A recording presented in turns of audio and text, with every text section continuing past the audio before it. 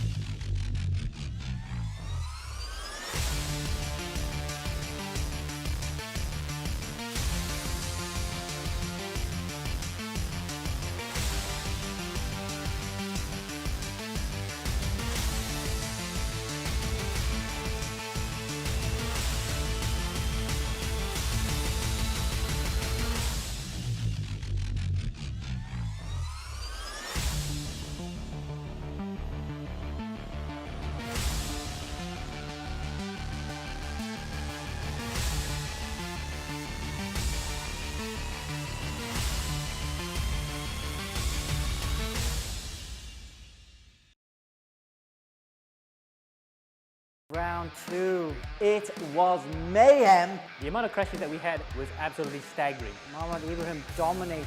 Maximum points. I don't think anyone has ever done that before. Given the fact that we had one instance to eventually take the race win. I saw him on the left, then I swerved to the right. As soon as I turned right, he was already inside. Sorry for that. Podium feels good, especially after the incidents we had. I'm really thankful to be on the podium. In race 2, we had Inigo Anton have a win taken off him. He had a penalty for hitting Luke Banister off when he was coming into the pit. We know what happened and I got the W. Hopefully next time I'll be able to win again. Miko Nasi, nothing's going right for him right now. He must be using umbrellas indoors, he must be breaking mirrors. Around bad luck sometimes can actually go a long way to actually wrecking the championship. I hit the wall on my own, had a bit of a half spin, and Aleef sent me into the fence, and unfortunately that resets the car. Consistency, consistency, consistency. That's what exactly Josh Thomas had. I personally think the consistency I had in round 2, there was a bit of luck involved. I got lucky in a few spots, avoiding incidents and stuff, showing some pretty good pace. So fingers crossed we can carry that over to round 3. It's the Indy 200 tonight, and don't forget double point. They've got a brand new car to work on it. It is fixed setup. All the cars are identical. I'm really excited to see how the competitors adapt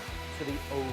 I would just expected it to be a more chaotic race. It requires a bit of luck and strategy and slipstreaming. It's going to be interesting, and it's just going to be the survival of the fittest. It's going to be a good fun to drive. I have to learn from Josh. I think he's done a lot more ovals than I have. It's going to be all about driver skill. We have a lot of work cut out and we can focus more on the driving. It's a chance for us to prove what we can do instead. How we manage the tires and how we drive from the bank will be a difference as well. I think it will benefit us, gives us a bit more level playing field. 80 laps in total, so for the teams that are able to manage their tires well and strategize a good pit stop, have a good chance of winning. So good luck everyone.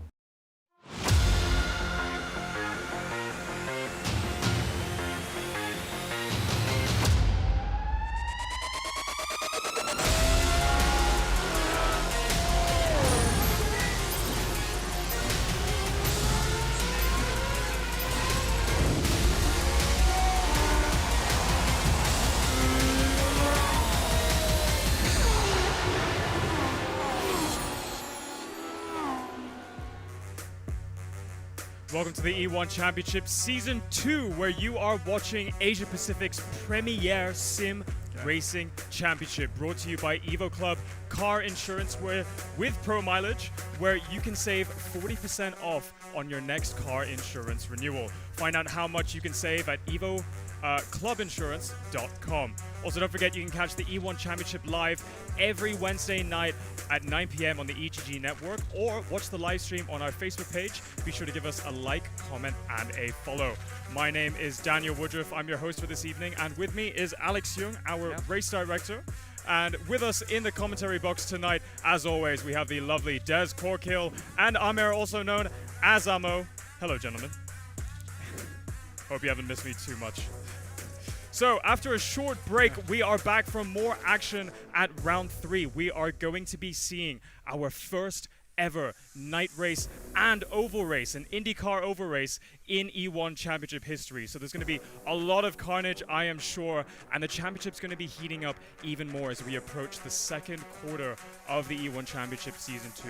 The drivers are getting a lot more accustomed to the iRacing platform, so we're going to see an even closer points finish in the championship. So without further ado, let's take a look at the latest driver and teams championship standings. And this is indeed how they look after round 2. In round 1, Luke Banister picked up 44 points ahead of Josh Perwin. Mohammed Ibrahim, he was the fastest in qualification, won race 1 but crashed out in race 2. In round 2 though, Ibrahim picked up a massive 57 out of possible 59 points, 91 points total so far. Perwin, Bannister, Thomas and Kalen Chin make it a very Aussie 1 through 5 defending champion Mohammed Aleef in 6th.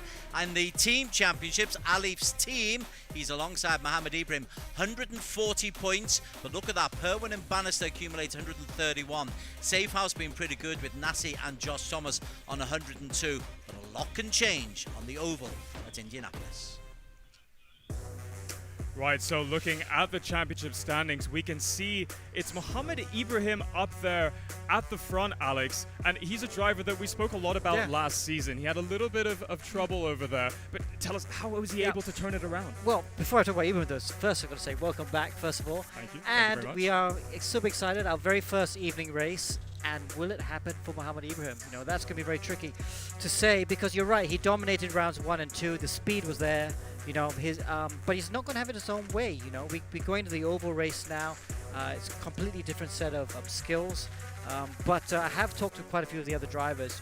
At a normal racetrack, obviously, they just say, okay, Ibrahim has this advantage over us at the moment, but it's down to us. We just have to find out where it is and get better. Or do you think that advantage is going to stay for the rest of the season? A lot of different tracks coming our way. Well, we already saw in round 2 that they'd closed the gap to Ibrahim, but I mean, Ibrahim got a bit lucky in race 2 to get the double win. But the gap had closed, and I think it is going to continue to close. I think, however, tonight it's an oval race, and all bets are off. It's completely even for everyone. Everyone's never done an oval race in E1 before. We've never done an oval race, so we don't know what's going to happen either. So that's going to be exciting. Yep, I am definitely looking forward to oval races. They're so great in real life. They're going to be even better here on the E1 Championship. Up next, let's have a quick recap of last round's highlights and results. So we're underway now for the first race here in Montreal. Mohammed Ibrahim has got away to a terrific start. Whoa, he touched the wall of champions and spins. Nassi holds on for P2. No, Aleef has got through it. Ibrahim heading into a victory for his 2nd of the season. The safety car will be out just to guide us through. They've got to wait for the green flag. There is Dominic Ang, a really, really good start. Whoa, Jan gets flipped off. Oh my word. Josh Perwin has got past Garrido and Dominic Ang is leading. Bannister moves on the outside, Inigo Anton. Whoa! Big accident! Put it behind. That looks like Nakim has actually spun it for the 2nd time. Ibrahim has actually overtaken Anton. That is Ibrahim, edges his nose in front. Mohammed Ibrahim is the new race leader. Oh! Ibrahim, Oh! caught! The back marker is a run. Whoa! Oh! Look at that. Aleef and Perwin. Inigo Anton is the new race leader. Inigo Anton is the winner. A lot of O's in that commentary, and a bit of a surprise as well. Mohammed Ibrahim was fastest in qualification, went on to take the race and take the fastest lap. But the O's came in the commentary because in race number 2, there was a real problem for Inigo Anton.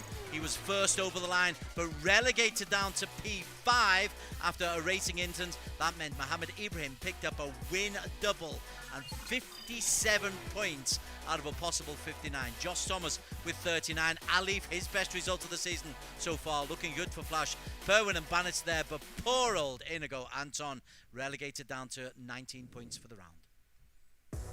So after Mohammed Ibrahim, it was the Australian contingent that was doing all of the dominating at the front end of the field. I've got the results up here. We have Josh Perwin and Luke Banister in 2nd and 3rd respectively at Black Arts Racing. We also have Josh Thomas in P4 and Kalen Chin, the young gun that we've seen with race wins last season, in P5. Amber and Des, I want to know your thoughts. What is it about the Australian drivers that's making them so quick? Is there something in the water? What about you, Des? Well, I think for the Australians, they're competitive anyway. They will have come into this taking it very, very seriously. But also, I think, and Ammo will have a lot more on this, there's something about it. It's the different kind of sim that they're using. So Aussies being competitive, plus they will have had some practice, and Ammo can explain the rest. Yeah, it definitely has to be the platform that they're on. That's what Des said. Because iRacing is the platform of choice for many Australians. They prefer that sim over any other ones, especially the ones that we previously used, like Race Room. So it's a choice of platform. In this case, iRacing is their strongest sim, and that's why we see these drivers, we can call them iRacing specialists, come to the fore.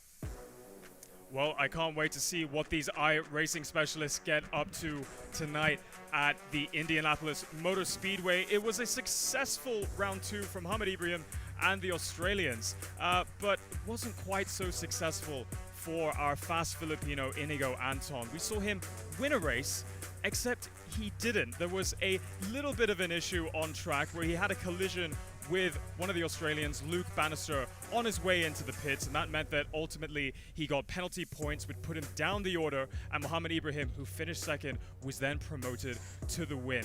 Let's go and take a look at the highlights from that last round and see what exactly happened in that racing incident.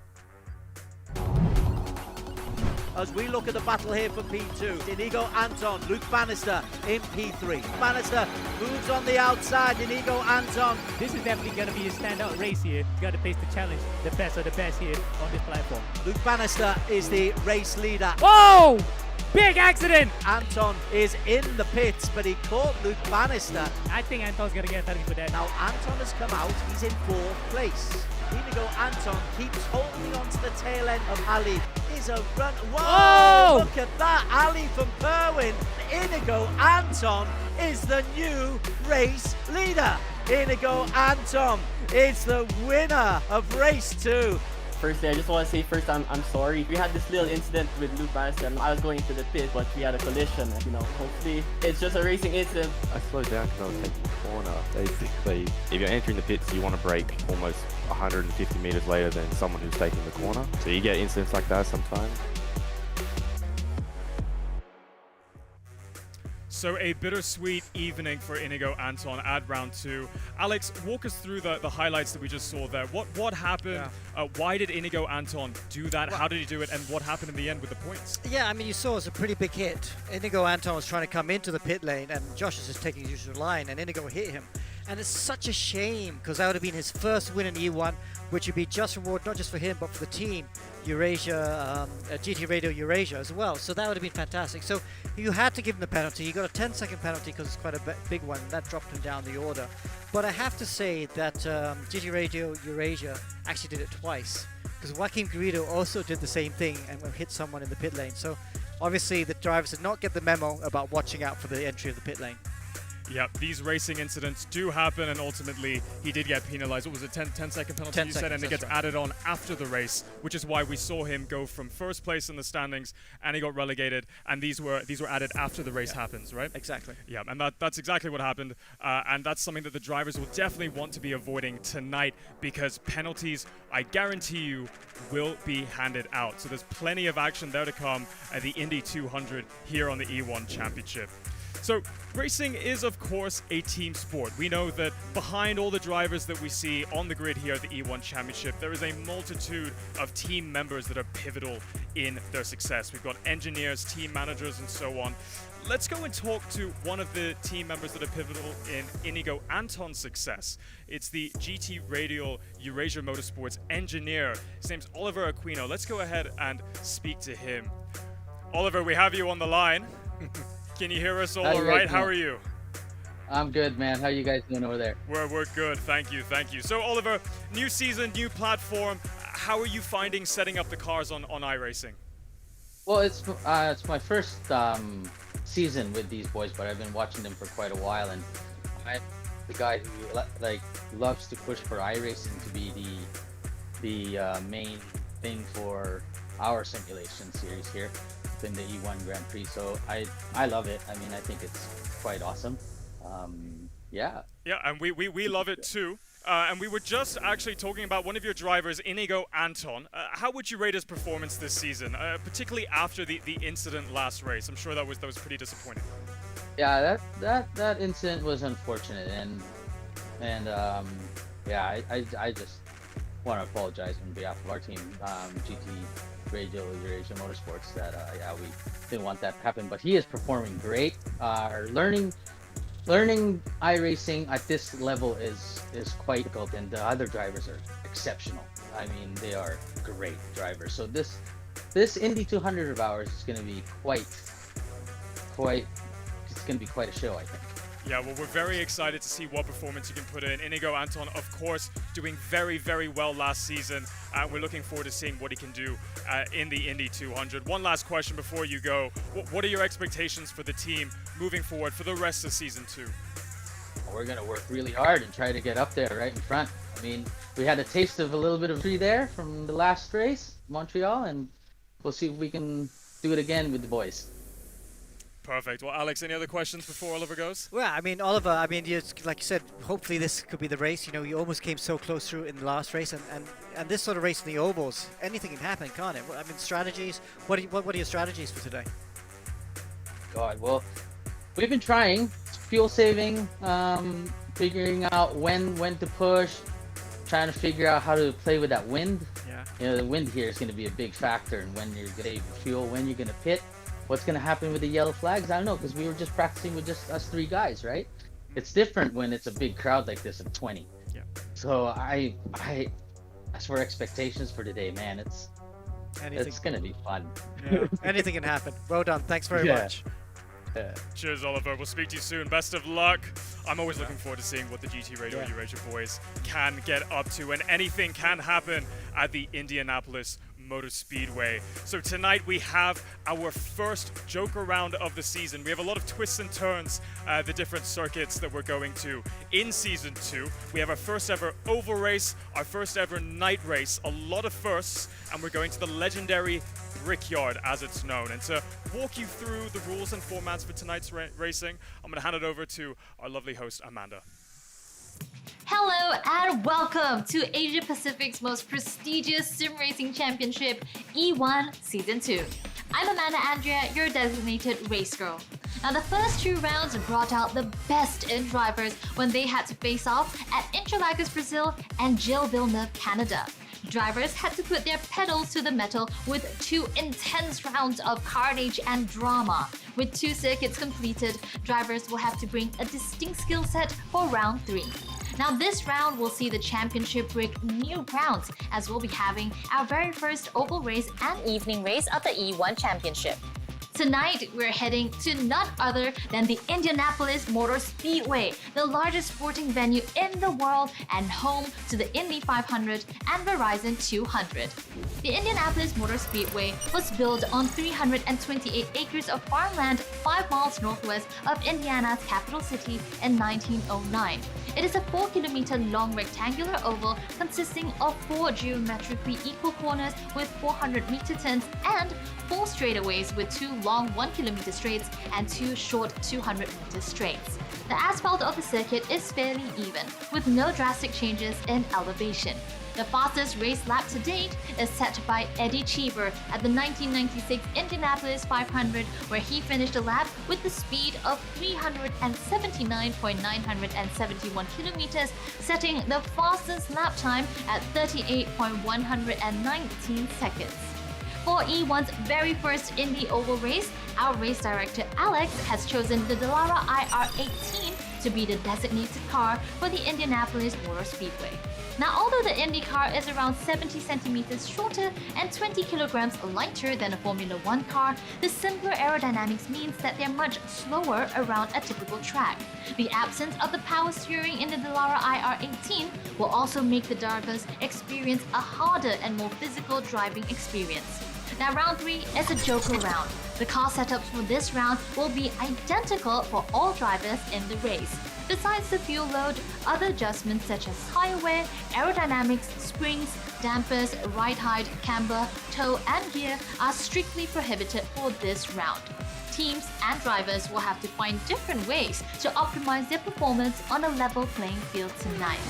Now, in tonight's race, we will start with a 10 minutes qualifying race that determines the driver's starting positions, which is then followed by an 81 laps oval race, which will take approximately 1 hour. The top 5 in the qualifying race will earn points from 5 all the way down to 1, and top 15 in the oval race will earn double points from 50 all the way down to 2. On top of that, the driver with the fastest lap will earn an additional 4 points. The total championship prize pool of $16,000 and trophies are up for grabs this season. After 8 rounds, the driver and team with the highest accumulated points will win. The winning champion and winning team will walk away with $4,000 and a trophy, followed by first, second, third, and fourth runner-up respectively for both driver and teams. Good luck to all teams and drivers. It's time to start your engines. Okay, so we'll start with the champions, fieldwood champions. Muhammad Aleef, who's our reigning champion, and Muhammad Ibrahim, who's actually our leading champion at the moment on this way in the standings. Season 0 champion was Naqib Aslan. He'll be hoping the driver skills come into play around Indianapolis a little bit more. He's struggled, as has Dominic Ang, for real pace this season, looking for improvement. Next up, we have Black Wolf, the Singapore-based team. And we've got Kalen Chin, who's a Singaporean Australian. He's only 14 years old and he's got his fellow teammate and also another teenager, Mika Hakkinen. GT Radial Your Asia, they will be hoping that luck improves. Inigo Anton first over the line in race 2 last week. Well, he was disqualified. Well, he was dropped down 5 places. Joaquin Mucarido, his teammate. Mikko Nasi from Finland is in safe house, and he's a teammate with Joshua Thomas, who's second in the championship right now. He's only 20 years old too. 3 podiums out of 4 races for Black Art Racing. Josh Perwin so far. The 19-year-old joined this season by Luke Banister, who won a race in the first round of the season. They are genuine contenders for the title. And then we have Apex E-Racing, Arif Azmi from Malaysia. He's only 16 years old and he's teamed with Muhammad Zini from Singapore, another teenager. Lots of teenage duels in E1 this season. Slipstream Motorsport represented by Malaysia's Alistair Young and Ivan Vantadiato from Australia, 33-year-old. They have been able to really affect the scoring so far. Improvement required from both races. We got Team EGG. Aaron Lim, ex-A1 GP driver, he's 36 years old and he's teamed with Melwin Tan from Philippines, young Carter on his way up. E-Racing GP team, inadvertently the most spectacular so far. Tenku Jan Lei has caused one lot of mayhem. Kefli Othman joined another last week in Vancouver. This time, keep it on the tarmac, boys. All right, Alex. Well, Indianapolis, I think for people that aren't too familiar with motorsports, they will be forgiven for thinking that it's an easy track to drive. I mean, after all, it's 4 corners, it's in the shape of a rectangle. How hard can it actually be? Well, and you only have to turn left, and it is. I mean, you don't have the usual techniques like driving like around a normal track. You don't even have to brake. You just flat out the whole way. As the tires get worn out, you have to do slight lifts. But where the art comes is, oof, as we see, Ibrahim's had enough. Where the art comes is in the racecraft. Because everyone has fixed setup, all the cars are exactly the same, you have to drive the car very carefully and with the steering wheel, very smoothly, smooth inputs, even with the throttle. And then the racecraft, you know, knowing what to do with the strategy. It's not just about leading every lap of this race, because then you're high on fuel consumption. So if you sit in the train of cars, you know, look after fuel consumptions, you can go later with the pit stops. Maybe don't pit under green, you want to try and pit under yellow. That's always a key to the race. So there's all these strategic bits, you know, it's like peloton racing, like cycling, you know, you need to work with your teammate as well. So it's going to be very fascinating to watch, and it's the first time we're doing an oval anywhere in the region, and I think you guys are in for a great ride.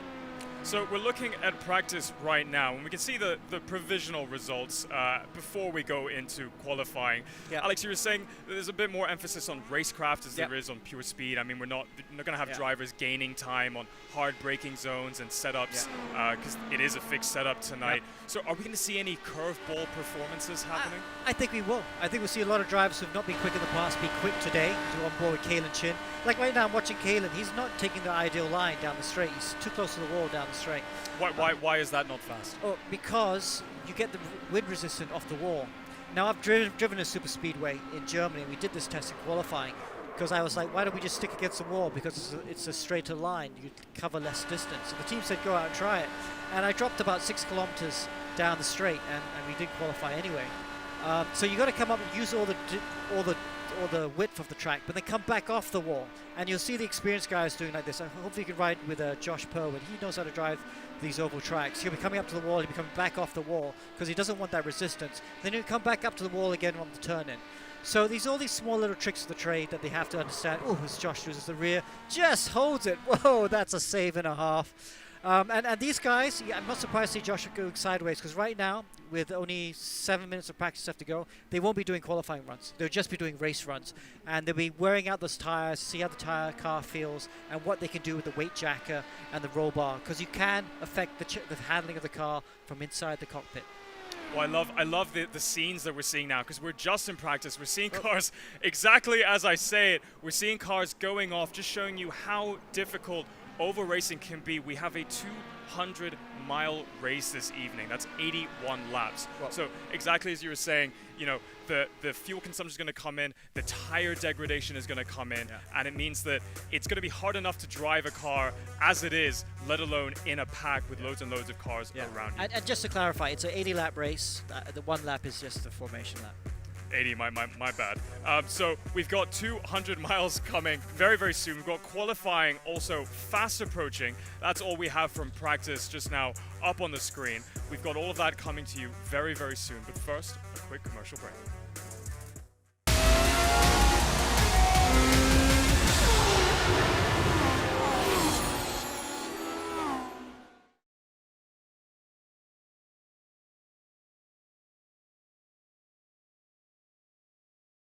When I switched to Pro Mileage, I got 46-47% of savings. I paid $790 for it. Compared to any other insurer, the cheapest was $1,290. Pro Mileage was the only one that gave me $5,000 extra value to cover, yet still cheaper. My Volvo XC40 1 year premium 6,000 over ringgit. Then I start taking Pro Mileage. I said, huh? 3,200 plus ringgit. Claim went through pretty fast. I got my car back pretty quickly as well. Called them about 8 o'clock in the morning. I think within 1 hour it came.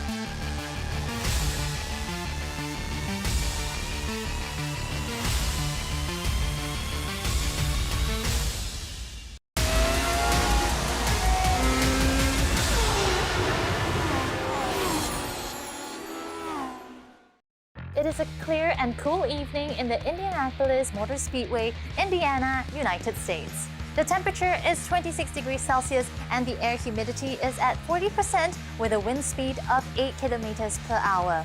This iconic circuit was nicknamed the Brickyard when 3.2 million street paving bricks were laid when it was first constructed in 1909.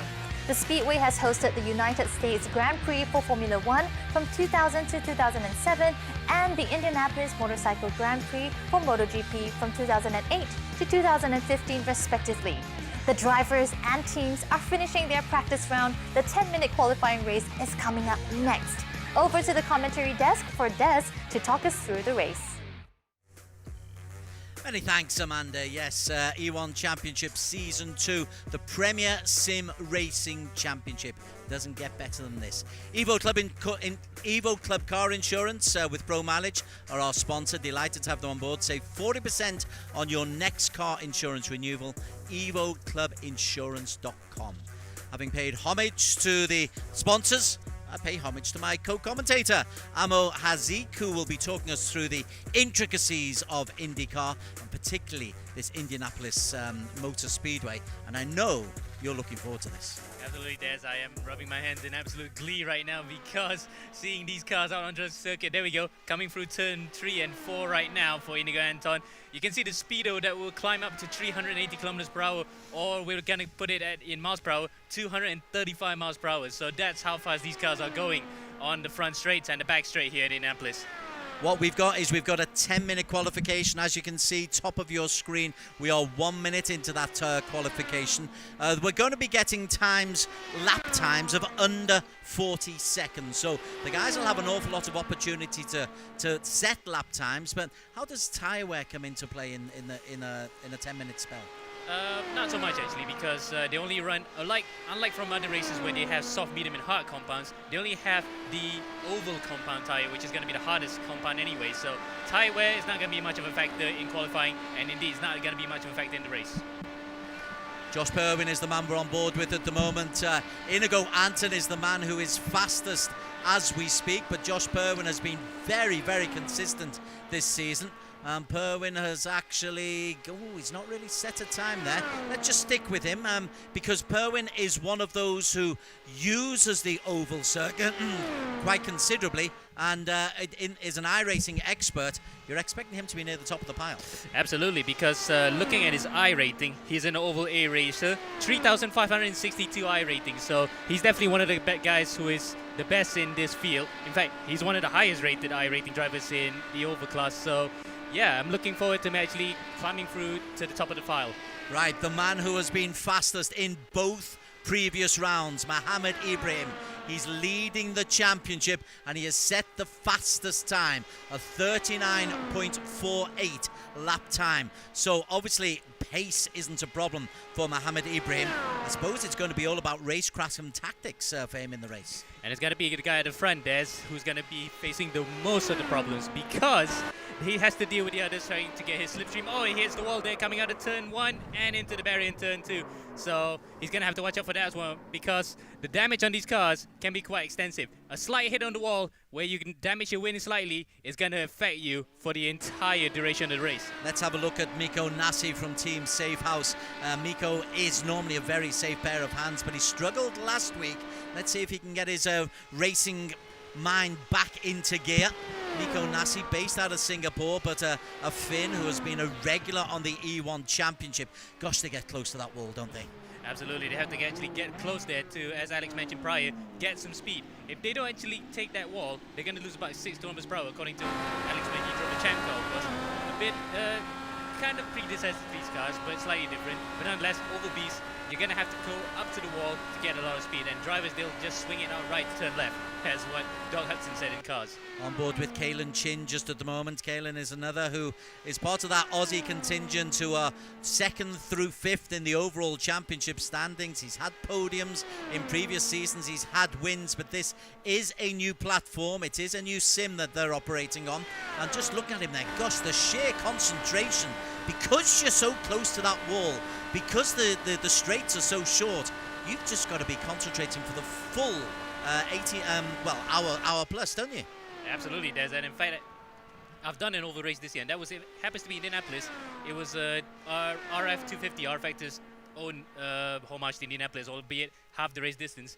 You just have to keep focused, because the moment you touch that wall, even ever so slightly, you cannot control it anymore. The car will just go out of hands.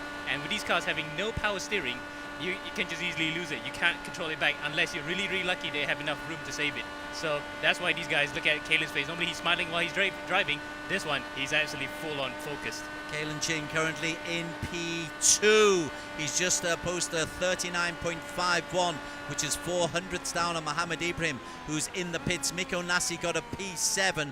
Now Josh Thomas is a man who we've seen many, many times. Mr. Consistency, we're calling Josh, I think.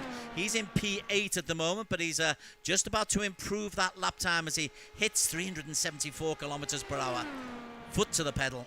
Yeah, I'm putting him at slight odds on to win here, because his performances have been good so far. 6th and 5th in the first round, 3rd and 2nd in the second round. You might think that he might actually break that down and get that win at the 3rd round at the granddaddy of all races, which is at Indianapolis.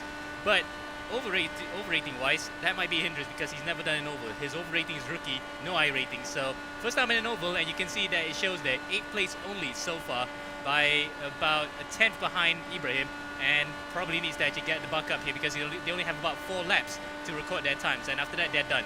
Yeah, we're sticking on board with Josh Thomas. He's the only man out on the circuit at the moment. As you say, in P8, Josh Perwin has just gone out. So Josh Perwin from Black Arts Racing, he's another who's just about to go onto his flying lap. Well, they're all flying laps, aren't they? But look at that. You look at the kilometers per hour down at the bottom of your screen.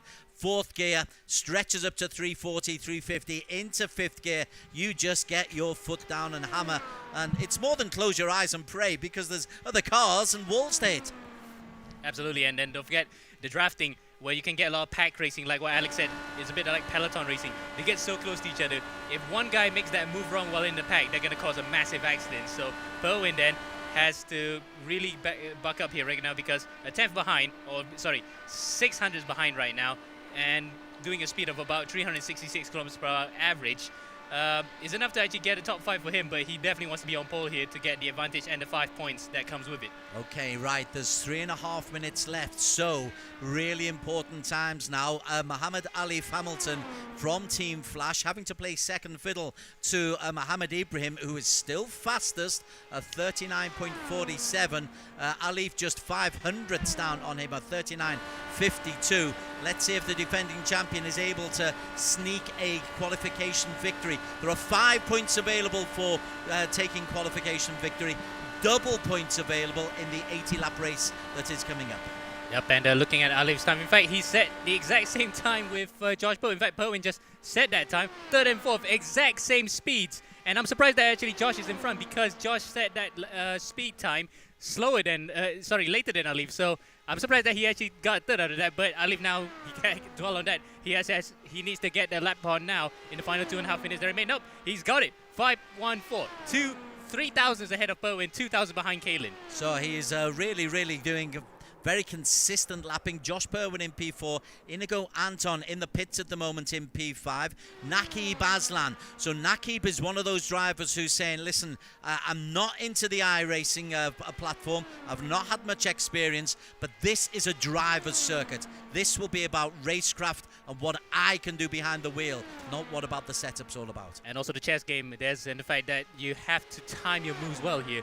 And we saw that like this year, for example, this year's Indianapolis 500, where Helio Castroneves got his 4th Indianapolis 500 victory by overtaking Alex Palou at the right time and just defend it. So that's kind of gamesmanship that you need to have. You need to know when to attack, and you need to defend hard where you need to. We've had the last 5 years where the Indianapolis 500 victories have all been decided in the final 10 laps. At the moment, he's only in P12, Nakib Aslam. He is out of the points at the moment. Ibrahim, Kaelin Chin, Aleef Perwin, Inigo Anton. They are 1 through 5. The only person out on the circuit, indeed, is Nakib Aslan. That's fascinating. To everybody else is maybe looking at that and saying, oh, there's only a minute left. I'm not going to improve my lap time now. Let's just try and get myself sorted out. But Nakib is desperately trying to get into the top 5. Indeed, and that lap speed, you can see how close it is. In fact, first to last, only separated by 0.4 of a second. Or in this case, if you put at miles per hour speed, only 2 miles per hour difference. That's how big the difference is in terms of how you can get time between the corners and the short shoots and the straights to get that lap time. 4:10s from first to last. Even Naqib Aslan has decided that he will move into the pit lane. Everybody is in the pit lane at the moment. And it's Mohammed Ibrahim who, for the 3rd straight race, I think, is going to be picking a pole position. He will be first. It is a rolling start, but Mohammed Ibrahim, difficult to keep the smile off his face at the moment with 20 seconds to go. Nobody else on the circuit. It is going to be 3 out of 3 P1s in qualification for Mohammed Ibrahim of Team Flash. And with an average lap speed of 367 kilometers per hour and the lap average speed in miles per hour 228. That's enough to get pole for him, and you can see he is absolutely psyched. First over pole for him, I think.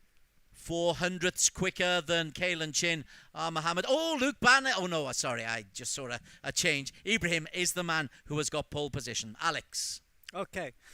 So, Ibrahim, another pole. That's 3 out of 3. Congratulations on that.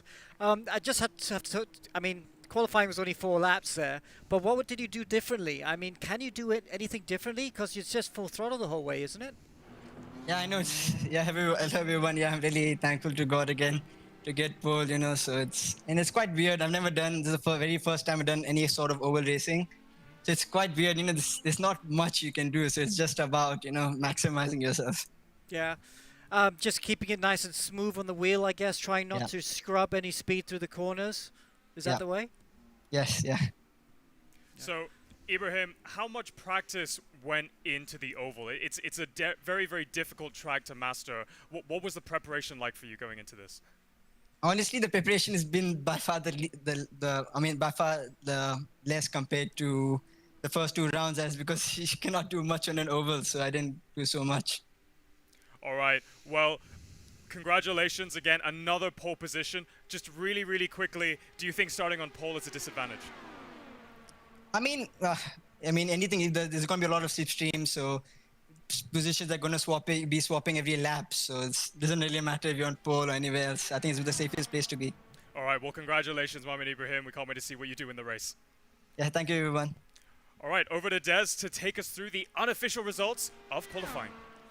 Yeah, the extra bonus, of course, for Mohammed Ibrahim is that you pick up points. There he is for his 3rd straight race at the E1 Championship. He picks up 5 points in qualification. Kalen Chin, very quick in P2. Aleef in P3, Flash 1 and 3. Josh Perwin and Inigo Anton completing the point scorers. Quick lap from Arif Azmi. He went unnoticed. Apex E-Racing just 600ths down on the fastest lap from Ibrahim.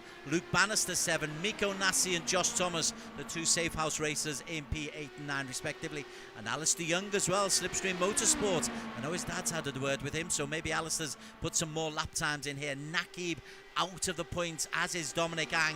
It's going to be a tough day for Naqib and Dominic. Mika Hakimi, Aaron Lim, Zini, Melwin Tan. That's a decent lap from the Team EGG racers, with Joaquim Garrido and Keithley Othman down at the base of the 18 who set a lap time.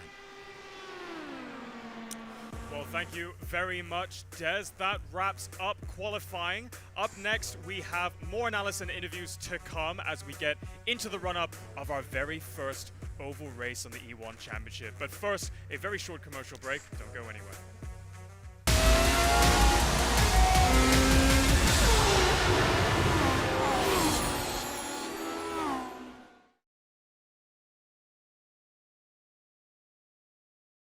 When I switched to Pro Mileage, I got 47% of savings. I paid 790 for it. Compared to any other insurer, the cheapest was 1,290. Pro Mileage was the only one that gave me 5,000 extra value to cover, yet still cheaper. My Volvo XC40 1 year premium 6,000 over ringgit. Then I start taking Pro Mileage.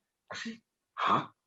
3,200 plus ringgit. Claim went through pretty fast. I got my car back pretty quickly as well. Called them about 8 o'clock in the morning. I think within 1 hour it came.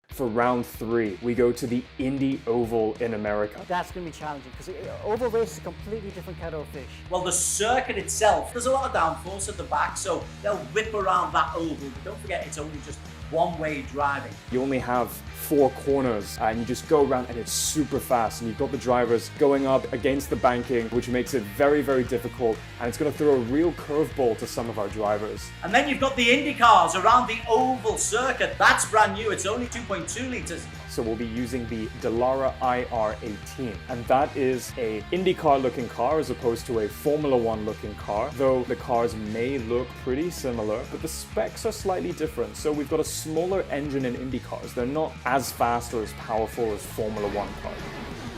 The Indy car is going to be awesome around the oval. Again, very fast, doing speeds like 350 kilometers an hour. It's a really fast car as well, especially on the straight line. It beats the IR01 like miles. And the drivers are going to be on full throttle the entire lap pretty much. The Indy car is cross-weighted. It's designed just to go left. So the setup is just to go left. Like even going down the straights, the boys will have to turn right to keep it straight, so that when in the corners it's easier to turn left. So it's a whole different element of thinking. It's going to be a very, very challenging car for us to drive. Everyone's going to be very fast, so it's going to be those tiny margins that helps you win. I just like how competitive the field is always with these cars. You're just constantly slipstreaming people, so it's going to be interesting on race day. But because running in a low wing, low end configuration, so the tricky part is how to keep the car on track without spinning it into the corners. It's very difficult to follow one another, let alone overtake. The drivers with best racecraft, knowing when to attack, when to defend, when to adjust the roll bars or the weight jacker as the tyres wear off or as the fuel goes off, those are the drivers that will win.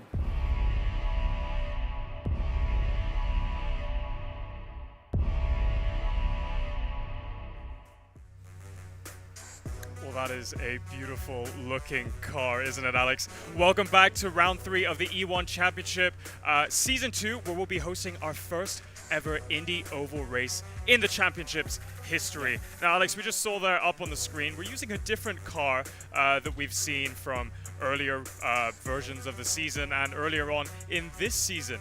How much is that going to affect the driver's performance tonight?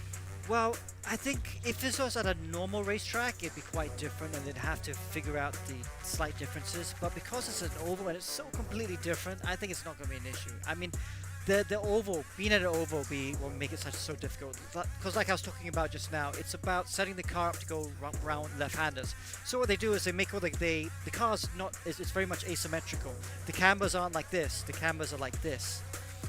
It's cross-weighted as well.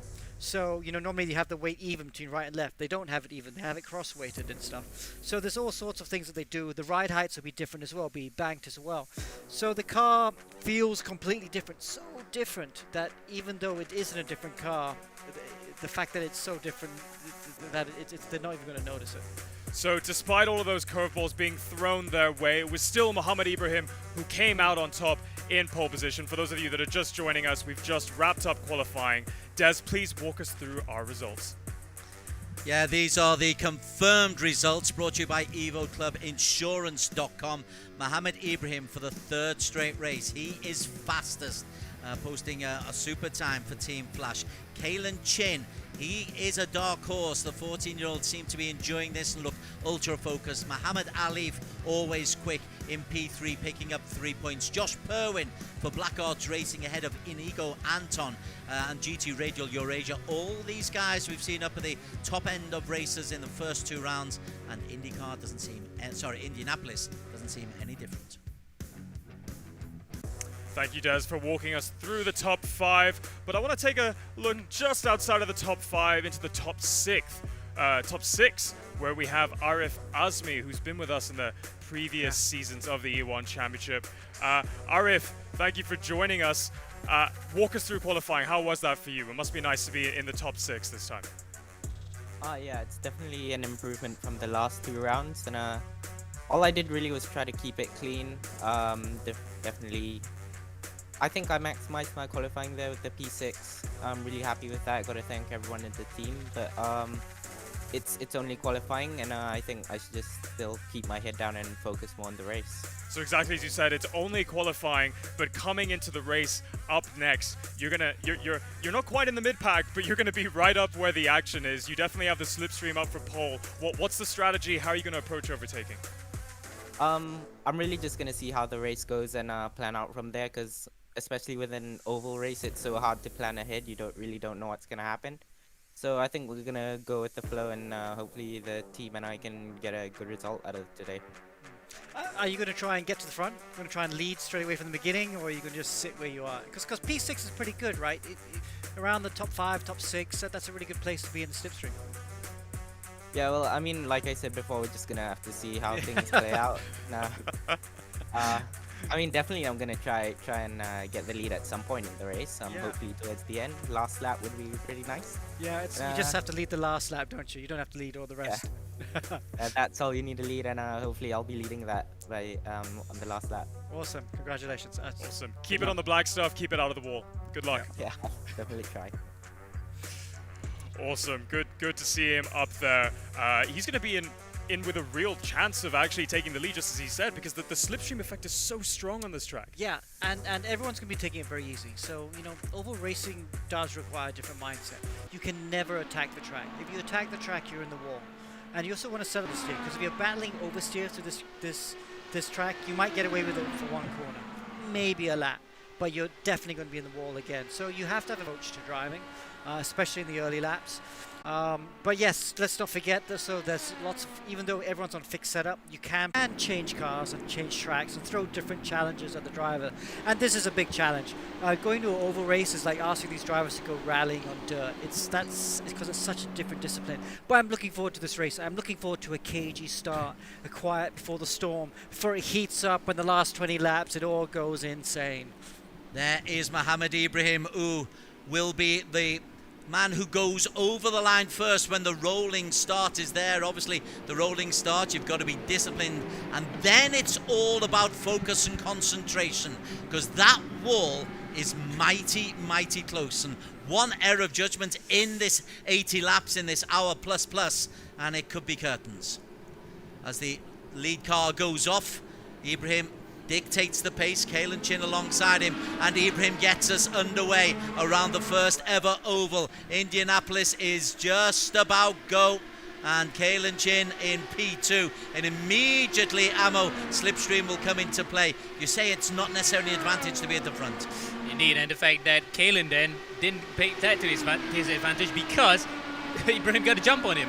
He literally was well ahead. Now, normally in real life, when you do IndyCar racing, you have to be together, as we see yellow flags on the top of the screen. Let's hope it's not going to be a safety car. Oh, wait. Looks like it is, I think, because they're slowing right now. So safety car is deployed. So hopefully we can get a replay of what happened. In fact, 18th place right now is Tengku Janle. In fact, Jan is out. Nasi's at the back. So Miko Nasi's involved in that one. Alex Young, can you show any light onto this? Yeah, straight away off the start, it looked like maybe Tengku Janle got involved in the incident. Here's the replay. What's this? Turn 1. Straight away in turn 1. Oh, he's got nudged. I'm not sure who nudged him there. Could have been Alistair Young, actually.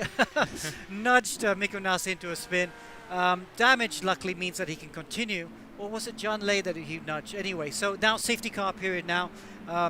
2, maybe 3 laps under the safety car, and then we'll go green again.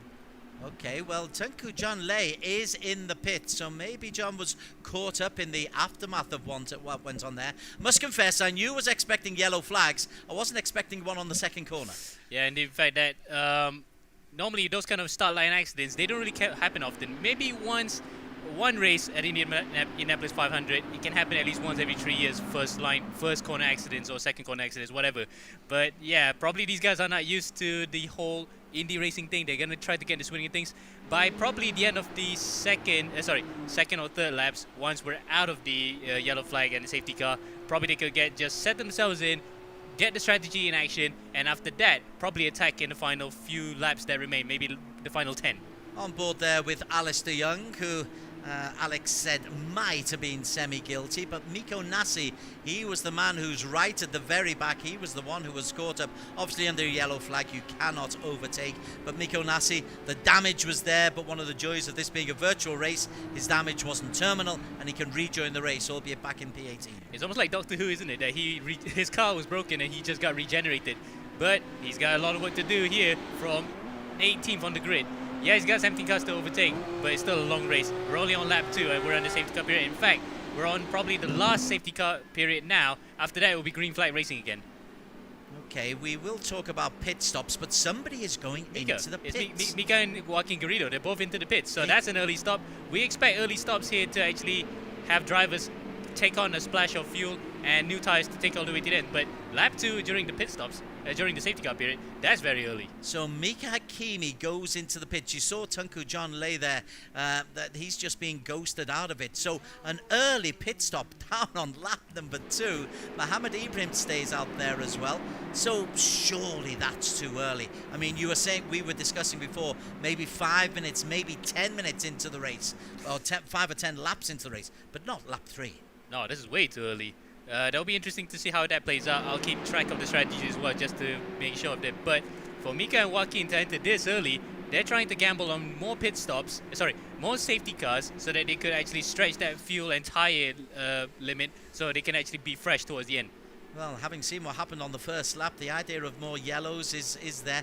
We have got a 90-minute maximum race time, so the 80 laps must be completed. They normally take about an hour if there are no yellow flags. We've already had one yellow flag. The joy of the yellow flags, though, it means that nobody can really get away, Amo Hazi. Yes, indeed. And the fact that with these kind of races where it can be quite wild and frenetic, a crash can happen and it could wipe out a lead that you can have for about 5 seconds. 5 seconds may not sound a lot, especially on an oval, but it is actually that minuscule. And once you get that safety car ruining your plans, you're going to have to build that up again. And looking at Ibrahim, as we see the safety car might peel off anytime soon. No, that actually is going on for another lap. So Ibrahim then controlling the pace at the front here, but once the safety car peels off again by the end of the next lap, he's going to have to control that pace and dictate it. In fact, another driver coming in again. No, it's Garrido. Garrido's coming again, and Zini also comes into the pits. So Joaquim Garrido into the pits, Zini into the pits, Hakimi has already been there, Tunku Janlei is back out. So Tunku Janlei was heavily involved in incident, but I think he's lost a full lap there, Tunku Janlei. But he is back, 2 laps he's lost, but he is back out on the surface. So I tell you what, he gives us spectacular starts, Tunku Jan. Maybe just not the kind he wants to. He probably doesn't want to be reminded of what happened during Interlagos and the second race, where he just got so much wheel spin off the line that he careened into the wall and collected basically the entire field at the start line. So at least for him, he doesn't have anybody to worry about this time around, but he's got a lot of work to do, being 2 laps behind now at the rest of the field. Back up to the front, the safety car is still out there. Yes, and I think this might be the end, because Alex did say earlier, 3-lap safety car period now. Coming out to the end of lap 4 into lap 5, we're going to go racing here. Yeah, 2 more corners. They're on the back straight there. So Kalen Chin. Now, Kalen Chin didn't get the best of catch-ups with Mohammed Ibrahim. Will Kalen be better in a better frame of mind for this time, Alex? Well, yeah, I think so. I don't think he's too bothered about the start. Really, the grid position of the starts really doesn't matter in this race. Kalen didn't get a good start, but he'll be fine, because these things always happen. You always got to think about safety cars. And it was Alistair Young that hit Mikko Nassi, so he will be getting a drive-through.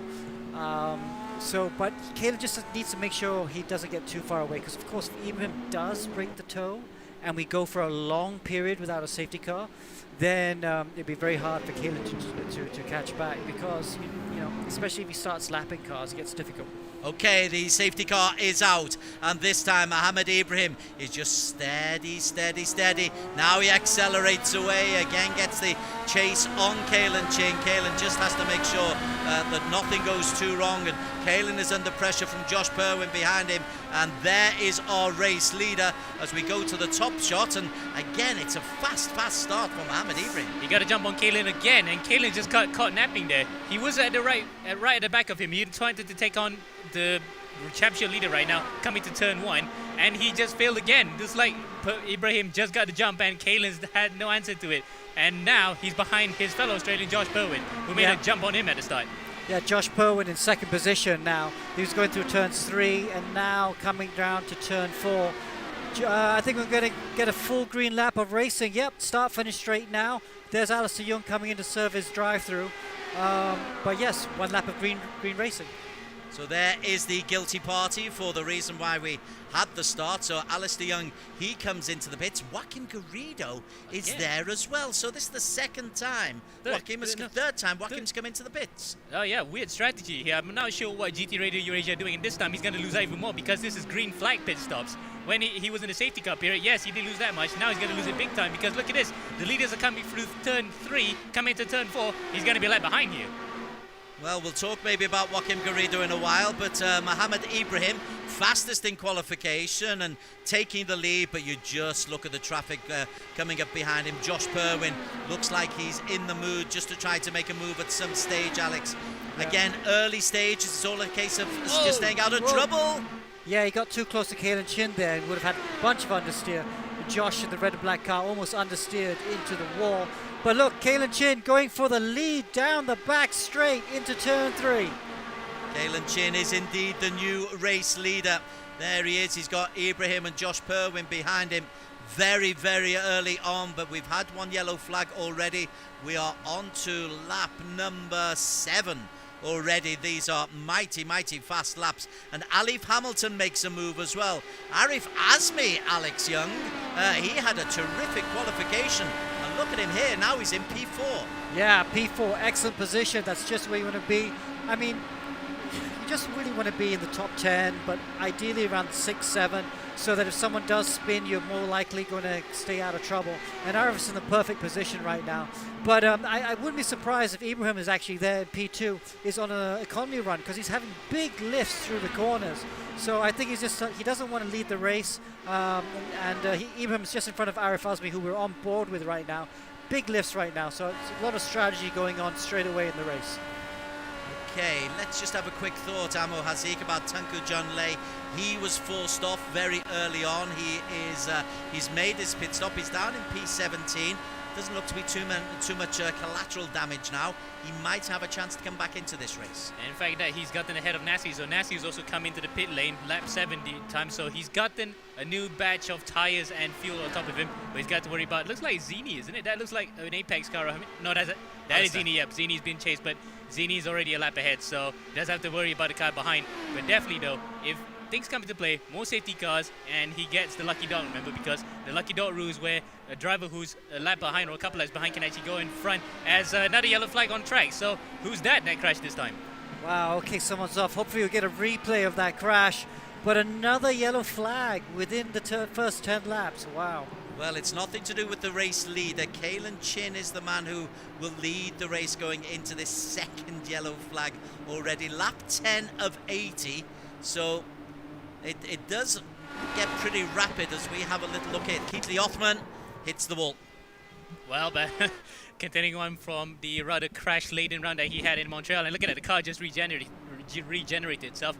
But yet another safety car, so it might be good for drivers who have actually stopped early here so that they could conserve the fuel and tires. Likewise, the guys in front can actually even stretch to just a 1 pit stop. So really interesting strategy at play here for the likes of Ibrahim, who has lifted off here to get back into third, while Kalen and Josh sprint out to the front. This is interesting for the pit stop strategies. It was Mika Hakimi who went in very, very early, wasn't it? So let's might this work for Mika Hakimi? We're on board with him now. So he went in just after 1 lap. 3 laps actually. In fact, he and Joaquin, it was during the first safety car period that they both came in and they topped up their fuel a bit, because it is 80% fuel tank that we're running, less than usual. So they have to watch out their fuel and slightly a bit on the tires, because tires may not be a concern here, but fresher tires towards the end of the race is always going to be a big coup. Okay, let's see if anyone's going to go in the pit lane. Which corner is this? Yeah, it's just turn 4. That's on the turn back straight. 4, right. So here we go. A whole bunch of drivers coming to the pit lane now. This is a clever idea, because to pit under the yellows is such a big advantage. If you have to pit under green, you lose so much. So a few drivers there. The front, the front 5, the front 6 have decided not to pit. Wow, that could come back to hurt them later on. So who has gone in? I was trying to work that one out. Maybe, Alistair Young is back in the pits again, along with Zini and Mika. So 3 cars only in for this time. So some of the drivers who are actually still in the race are not really caring about fuel economy in terms of trying to top it up, but they can actually save a lot more fuel when they're in the safety car period. So they're not caring to do a pit stop and try to actually extend what they have here on track. Still under yellow flag for the second time. Mika Kimi, he went in very early. What, he will have just topped up on a little bit of fuel there, Alex? Yeah. So I think he just wants to make sure he's outside the... Oh, he has to be careful that he feeds into the right spot here. But yes, so the top 10 all didn't stop. So they will be hoping for another yellow in about 10-20 laps. Because if it stays green for an extended period, say in the next 30 laps, 20-30 laps, they'll have to pit under green, and they're going to go right to the back, and the guys who have pitted will come right to the front. So this is where the strategy comes into play. Josh Ibrahim there in P2, he's a cameo character. He would have thought, right, I know he would have really thought really hard about pitting then, but he probably figures, okay, it's the first time we're all racing an oval.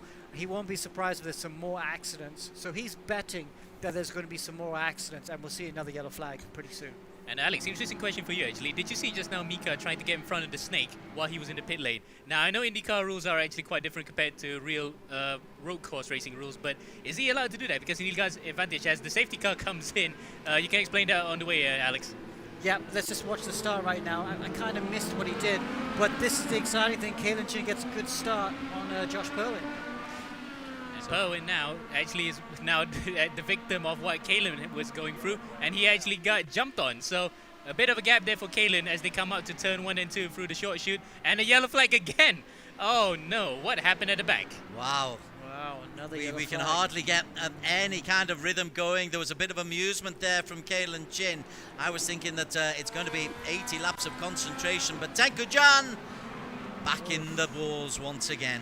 Oh, and even bigger. In fact, he actually took Alistair Young with him this time. Oh no, careless. It looks like it's our e-racing icon veterans who are making all the big mistakes right now. Well, Alistair is there in P16. Tankujan. We'll talk to him maybe after the race, Alex. Find out what was going on, whether it's just concentration. But he's been a naughty boy. Yeah, so one of the things we talked about in the driver briefing leading up to this race was if there was too many incidents from a driver, they would get DQ'd. So that was a pretty big mistake by Tankujan, and also a big one by Kifli Hoffman earlier on. So they have to watch that because they don't want to keep doing that during this race. Bottom left of your screen, he's looking suitably guilty.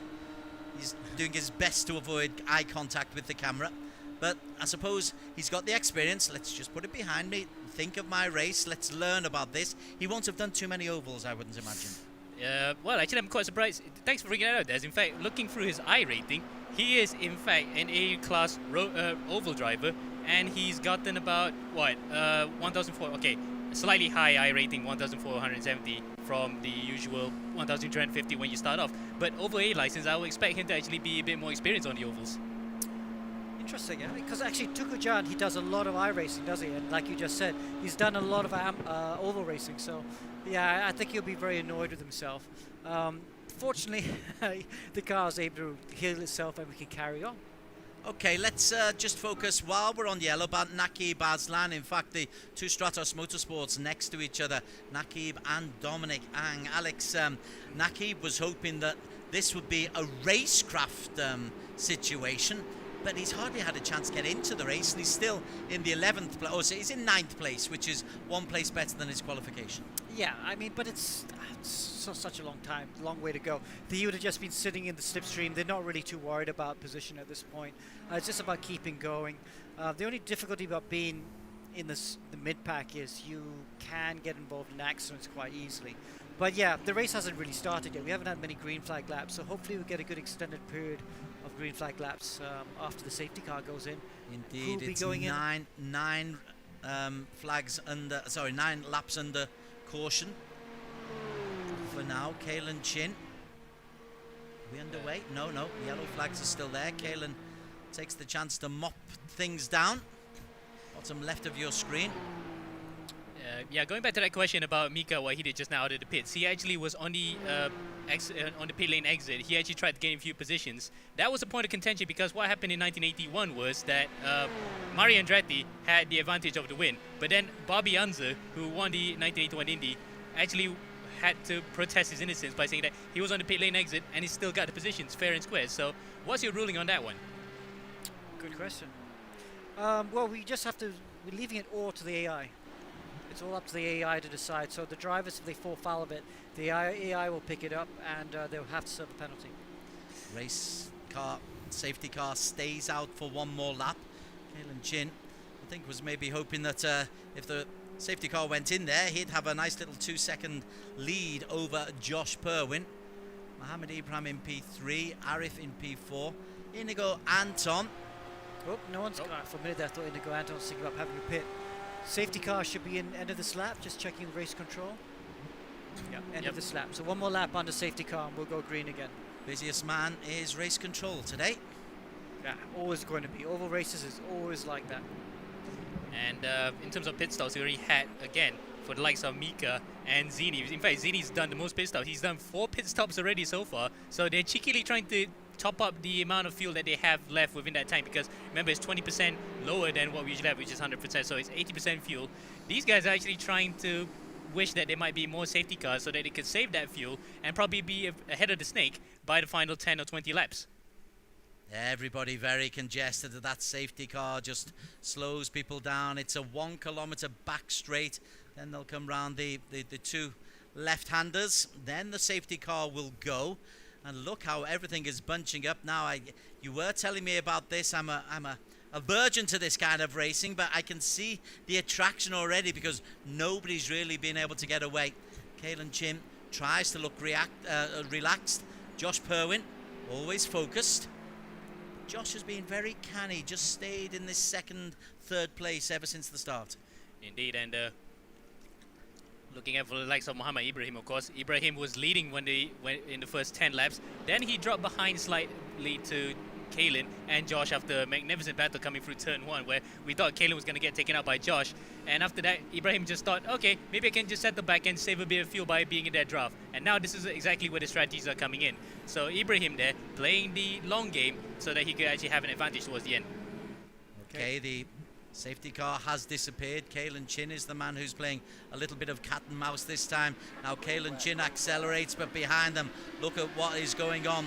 Everybody's got to be really careful not to take a place that they shouldn't. It's Kalen Chin who gets away. Josh Perwin just went with him absolutely superbly. Nicely done by Josh Perwin, Alex Young. Yeah, nicely done. Just sitting there, Kalen there with a good start. You know, he'll be thinking about the car now. Got to make sure you don't push too hard in the first couple of corners because the tires will be dead cold. And it'd be very easy to put in the wall right now. Can't just, just has to be nice and easy through the corners. Look at that, Aleef Azmi in the white car looking around the outside. I think Azmi is getting impatient. Too many laps around behind the safety car. I think he's interested to try and get the lead. Aleef Azmi in the white in P2. He came 6th in the qualification. He was pretty happy with his efforts there as he gets very close on the back there of Kalen Chin. We look back, Kalen Chin is the man still in the lead. He's got Azmi, Josh Perwin, Mohammed Ibrahim and Aleef for very, very close company, but everybody is right the way close. Now I can tell you that Mohammed Zini is still in the pits. Oh, in fact, they just came in. In fact, Mika, Zini and Garrido, again, they're all in. I'm not sure why they keep coming in, and this is green flag pit stops, so they might cost a lot of time here. That is very peculiar. I would... there's sometimes too much. There's this thing is playing safe too much, and I think that's what's happening. Now then, on the front straight here, and in fact, Aleef actually got a good restart. They're going 3 wide coming up to turn 1. Who's got a better draft here? Josh takes the lead. He got 2 toes right in front of him where he could get a slipstream, and what a move on the inside there. And I thought Aleef got the run on Kalen onto the outside, but it was Josh who had the inside and has taken the lead. Wow, look at them. They're all... Whoa, they look like they're buzzing like bees, aren't they, as they go down the back straight. And then Kalen there, just staying there at the moment, going with a high line, trying to get some clean air as he goes through turn 3 and now through turn 4. Further behind them, Naqib Aslan and the Stratos Motorsports. He's staying in fairly close contention. He's got Dominic Ang and Inigo Anton in front of him, but at the moment, Naqib Aslan not too far away as Aleef Azmi is the latest man to go into the race lead, Amo Hazi. Yes, finally for him, and the fact that he's leading again for the first time since Brazil. Remember, he was leading at Interlagos in race 2 before he got involved in that accident with Ibra, and after that he dropped back slightly to finish outside the top 10. This is actually coming of age for him, as we lose him for a second. If he wins this, what an absolutely brilliant result for the Apex team, who have been looking so good here in the first couple of races, but never have gotten into a good position as this. Okay, we're a quarter of the way through this race, Alex Young. Yeah. Your thoughts so far? Well, got to look out for when the next yellow comes. That's what everyone's going to be thinking. Josh, I can tell, is probably going quite conservative on the fuel strategy. He wants to make sure that he's got enough fuel to make it to the next yellow flag so he can do a pit stop. Looks like Azmi is thinking, nah, I'm bolting. Look at that, he's pulling out a bit of a gap. Maybe he's gone to engine map 1. He wants to see what he can do, maybe stretch things as we go, because let's not forget, if he does decide to pit, it'd be nice to have that. If they do have to pit under green flag situation, it'd be nice to have that lead, because he should be able to come back out in front of these guys. But also the fact that there might be a bit of contention from Ibrahim, because he actually jumped him before the red lights, before the start finish line. So would that be a ruling? Because I saw just now, Aleef actually crossed the line before Ibrahim, and he was in 4th place. So Ibrahim might protest that. Haven't heard anything from race control, so I guess it should be fine. There is P1, Aleef Azmi. P2, Josh Perwin. Kalen Chin in 3. A little bit further down, Alistair Young has had a very, very interesting race so far. Let's just see how Alistair is coping. He was involved in a drive-through penalty that he had to serve. Currently, he's down in P12. Dominic Ang has had an incident. Dominic Ang, without having a pit stop, he's clearly slowed down because he was in a real group alongside Naki Baslan, and suddenly Dominic is way off the pace. So that's really interesting. You see those cars there. Oh, look, we are watching Dominic here. Oh, did he a small moment there, spin. Oh, I'm surprised that didn't end up in a yellow flag. But not able to get going, I guess, so on we go. But so Dominic and Alistair, they are in no man's land right now. They need to get to map 1 of the engine, which is most power, to try and get back into that train, because you're very vulnerable like this when you're not in any air, because the guys at the front, they're in the slipstream. They might catch you and lap you, and the last thing you want as a driver at this stage is to go down a lap, because once you're lapped, that's it. You're pretty much out of the running of winning this race. Well, there is Alistair, as you say, is half a lap down on the race leaders. Behind them, Keithley Icon is down in P16 at the moment. Mika Hakimi, 4 pit stops. Let's just see Mika Hakimi, as Perwin still leads from Aleef Azmi, or Perwin is the new race leader, but Mika Hakimi, amazingly, 4 pit stops for him, 5 from Mohamed Zini. Talk me through what that strategy might be. I have no idea. I'm left head scratching. Alex might also shed some lights on this, but I think Alex, I think you don't have an answer for that either, because that is a weird strategy, isn't it? Well, I think he's just counting on the fact that there might be a long green flag period, and if he's got as much fuel in the car, then he can pit the latest. But at some point, you've got to start thinking about track position, because every time you refuel, you go right to the back. And like I said, you need to be in the top 5 or 6 come the last 20 laps if you want a chance to win. And you need to start thinking about getting further up the grid. And it's a bit disadvantageous, isn't it, that if they were to go to crossover together, that everyone's on the same strategy in terms of fuel, right? They're still going to be falling behind at the back, don't they? Yeah. And also you got to think about getting lapped, because some of these guys are dropping back really far back. Dominic Ang's 5 seconds down. Tukujan is 11 seconds down. So Mika Hakimi is 33 seconds off the leader. So Mika's at risk getting lapped.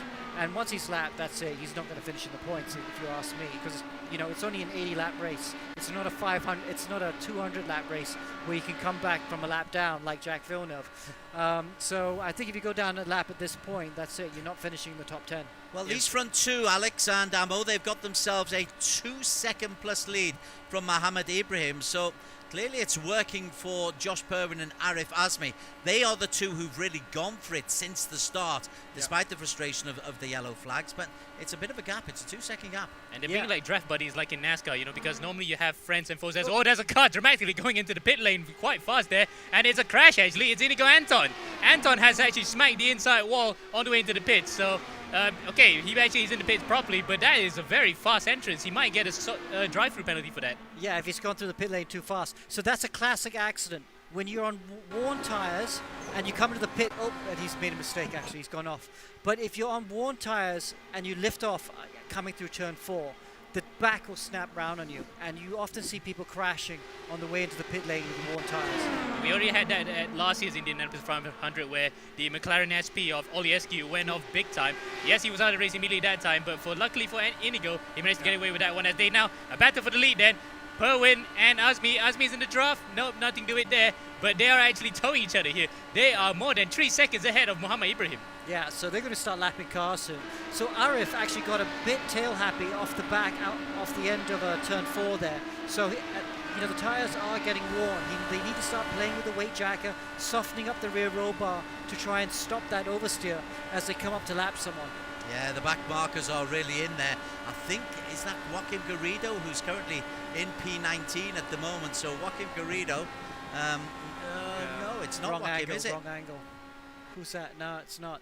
We should go back to the front though, because you've got people pitting, Tukujan's pitting, but they're getting the cars are moving under them quite a bit just now, watching Garrido go through those cars. See, there he is. So not Garrido, or Azmi gets very high there. These guys are getting very worn on the tires, and Azmi's looking a little bit shaky at the moment. I don't think he's able to follow Josh's pace. Well, Josh Pace, as he takes a big yawn bottom left of our screen. I wouldn't risk taking my hands off the steering wheel at this stage, but Josh Perwin, supremely confident. Muhammad Ibrahim, the gap between the front two and Ibrahim in P4 is 4 seconds. Yeah, because the problem is right now, Perwin and Azmi, for Ibrahim's sake, they're actually towing each other around right now. They're almost like draft buddies, like I was about to mention NASCAR, where they can choose a friend to actually draft with. And look at that, 4 seconds of them, and because they're helping each other out. So Perwin and Azmi here doing what we sometimes see in road course racing, where they try to help each other out by drafting each other and pull away from the guys behind. And on an oval, it's an even bigger advantage. Yeah, but Azmi's not helping at all. He's not going in the front at all. So he's coming up to Perwin, then he's lifting. And Josh is getting annoyed, I can tell you. He's like, if you want to come with me and make a gap, do your bit and try and lead at the front. So you can see that sometimes they go high, sometimes they go low. And just try to explain that high, because of the banking around the corners, high means when you take a wider line. And sometimes the wider line can be easy, it can be faster, because there's more inclination the higher you go up. So even though it's taking a longer distance, it can be better. Let's have a look at the chasing group behind him. Muhammad Ibrahim is the man who is leading that group. He's got Kalen Chin, Aleef, Nakib as part of it. Nakib looks on the inside of Aleef. Also, Aaron Lim and Melwin Tan, the two-team EGG racers, are in the top 8, Ammo. Oh, that's amazing for them. In fact, EGG have not even had a good finishing run for the first 2 races of the season. 14th is the best that Aaron Lim could afford. Now he's running 7th. He's halved that, and he's in with a shout of a podium here, barring the fact that we're going to have yellow flags. So for Team EGG, this is a double point scoring heaven for them. And with Melwin Tan as well. Melwin was very unfortunate in the last race in that he couldn't actually get into the server, so didn't get on the circuit. And Alex Young, I'm sure you're thrilled to bits that the EGG boys are really, really competitive. Absolutely, and Melwin, he's a young up-and-coming driver. You can see the MSX logo on the engine cover. And just ahead of him, Aaron Lim. Aaron Lim's actually a really experienced driver. Very, very, very good driver, and it's great to see him adapting to the sim world. Oh, Josh Perwin into the pits. First pit stop and under green. Wow, that's going to be painful. Aleef has actually come in as well. Aleef has actually come into the pits, so is Kalen. So, Ibrahim and Aleef and Nakib, they've not pitted because they've been conserving fuel. And Josh Perwin and Aleef, they haven't been conserving fuel. That's why they were leading. Now they've had to pit. If a yellow flag comes out right now, it'll be perfect for Ibrahim, Aleef and Aslan. Okay, so then, Muhammad Ibrahim is the new race leader. There he is. Behind him, he's got Aleef and Nakib Aslan. I tell you what, whisper it quietly, but Nakib was saying before the race, this is about drivers. It's not about the cars. It's not about the setup. It's about how we take the race. So Nakib could be in a good position here as Ibrahim comes into the pits. Ibrahim comes to the pits, so he's having to do a green flag pit stop as well. So that's not looking so good for them. But, I think most of them are going to have to do pit stops under the green flag. Lap 33 of 80. Somehow, Ammo, we're approaching halfway. We've had 3 yellow flags, but it's beginning to make a little bit of sense, this race. Absolutely, and the fact that this is where, by the halfway point and towards the end, where the fuel is going to come to play. Tires, we can throw it out of the window in terms of how the wear is going to be. Is the fuel that's going to be concerned. And we had instances where, like for example in 2016, where Alexander Rossi just managed to save fuel to the end and won the 28-16 Indianapolis 500. Fuel is going to be a main concern here. And for some of the drivers that have actually pitted more than once, it might come into play later as more drivers come to the pits. Wow, so that's Luke Banister, Aaron Lim, they're all pitting as well. So you can see these are the guys who have done the best job with the fuel economy. That's why they're out in front. You know, and you can do that. If you're good with fuel economy, if you drive not too heavy with the right foot, you can squeeze out 2 or 3 laps. And that's what Aleef and Naqib have done. Great job by these two ex-champions. Ex-champions out in front. That's quite nice to see, isn't it, Des? And Miko Nassi, he's not too far away either. Miko Nassi is actually placed in P3. Miko Nassi is actually the new race leader because Naqib and Aleef have gone into the pit. So out on the circuit, Miko, who's made 4 pit stops, is P1. Alistair Young, who's also made 4 pit stops, is in P2. Oh, that's amazing, especially for Miko. Remember, he was involved in that first corner melee where he got hit by one of the he was hit by Alistair, and he was right at the back. Now he's actually up at the front as he overtakes his teammate Josh Thomas, who just came out of the pits. Yeah, Josh Thomas is down in P12 at the moment. Alex, I made the mistake of saying this race is showing to be a little bit of sense. I'm not making anything of it at the moment. Okay, so now there we go. Miko Nassi is going to come to the pit as well. Alistair should be able to go a couple of laps longer because he pitted after Miko. Under yellows, don't forget. Remember, Alistair was the highest up of the guys who pitted under yellows, so he's leading his first race in E1 Championship. And who's he got right behind him? Is that Dominic? Yeah, Dominic. Yeah, but he's Dominic down a Ang lap. is there. He's down a lap right now. So, but Alistair will have to pit soon. I think in the next 2 laps he'll have to pit. So for Alistair's point of view, a yellow flag right now would be perfect because then he'll pit under yellows and he won't lose much time. Yeah, it's all going to shake up. By the time these pit stops are done, Josh Purwin should be back in the lead. Arif Azmi is P2 at the moment, but as you say, with Alistair probably having to pit, this young Malaysian is probably the effective race leader, and Josh Purwin is the man right behind him. So it's as we were, maybe 15 laps ago, Purwin and Azmi leading the way. They went into those pit stops fairly early. Everybody else has had to follow suit, so maybe it is making sense. It's almost like in road racing where you just see that the guys who are at the back up at the front is only happening because the drivers who are at the front pitting earlier. So it's just how the pit stops cycle themselves, and we get to see a bit of a pattern. But that pattern can actually be strewn up slightly if we see a safety car coming out, and that's where the fuel saving will come in, or drivers might want to actually pit again to actually attack for the final 10 or 20 laps. Yep, so look at the laps these guys are doing. Arif Azmi and Josh Purwin just did a 41.3. They're capable of doing 40.9, 40.8 though, so they are on fuel saving at the moment, even though the tyres are new.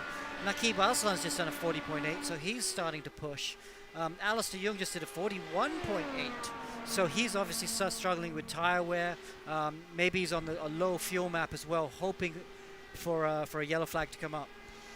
Well, it's been quite a few laps since the yellow flag, and there's a little bit of a distance between many of the races. There's Mohammed Ibrahim currently in P5 ahead of Naqib Aslan, and just behind them you've got Inigo Anton and Mohammed Aleef making there. The drafting isn't quite as intense perhaps as we might have been expecting.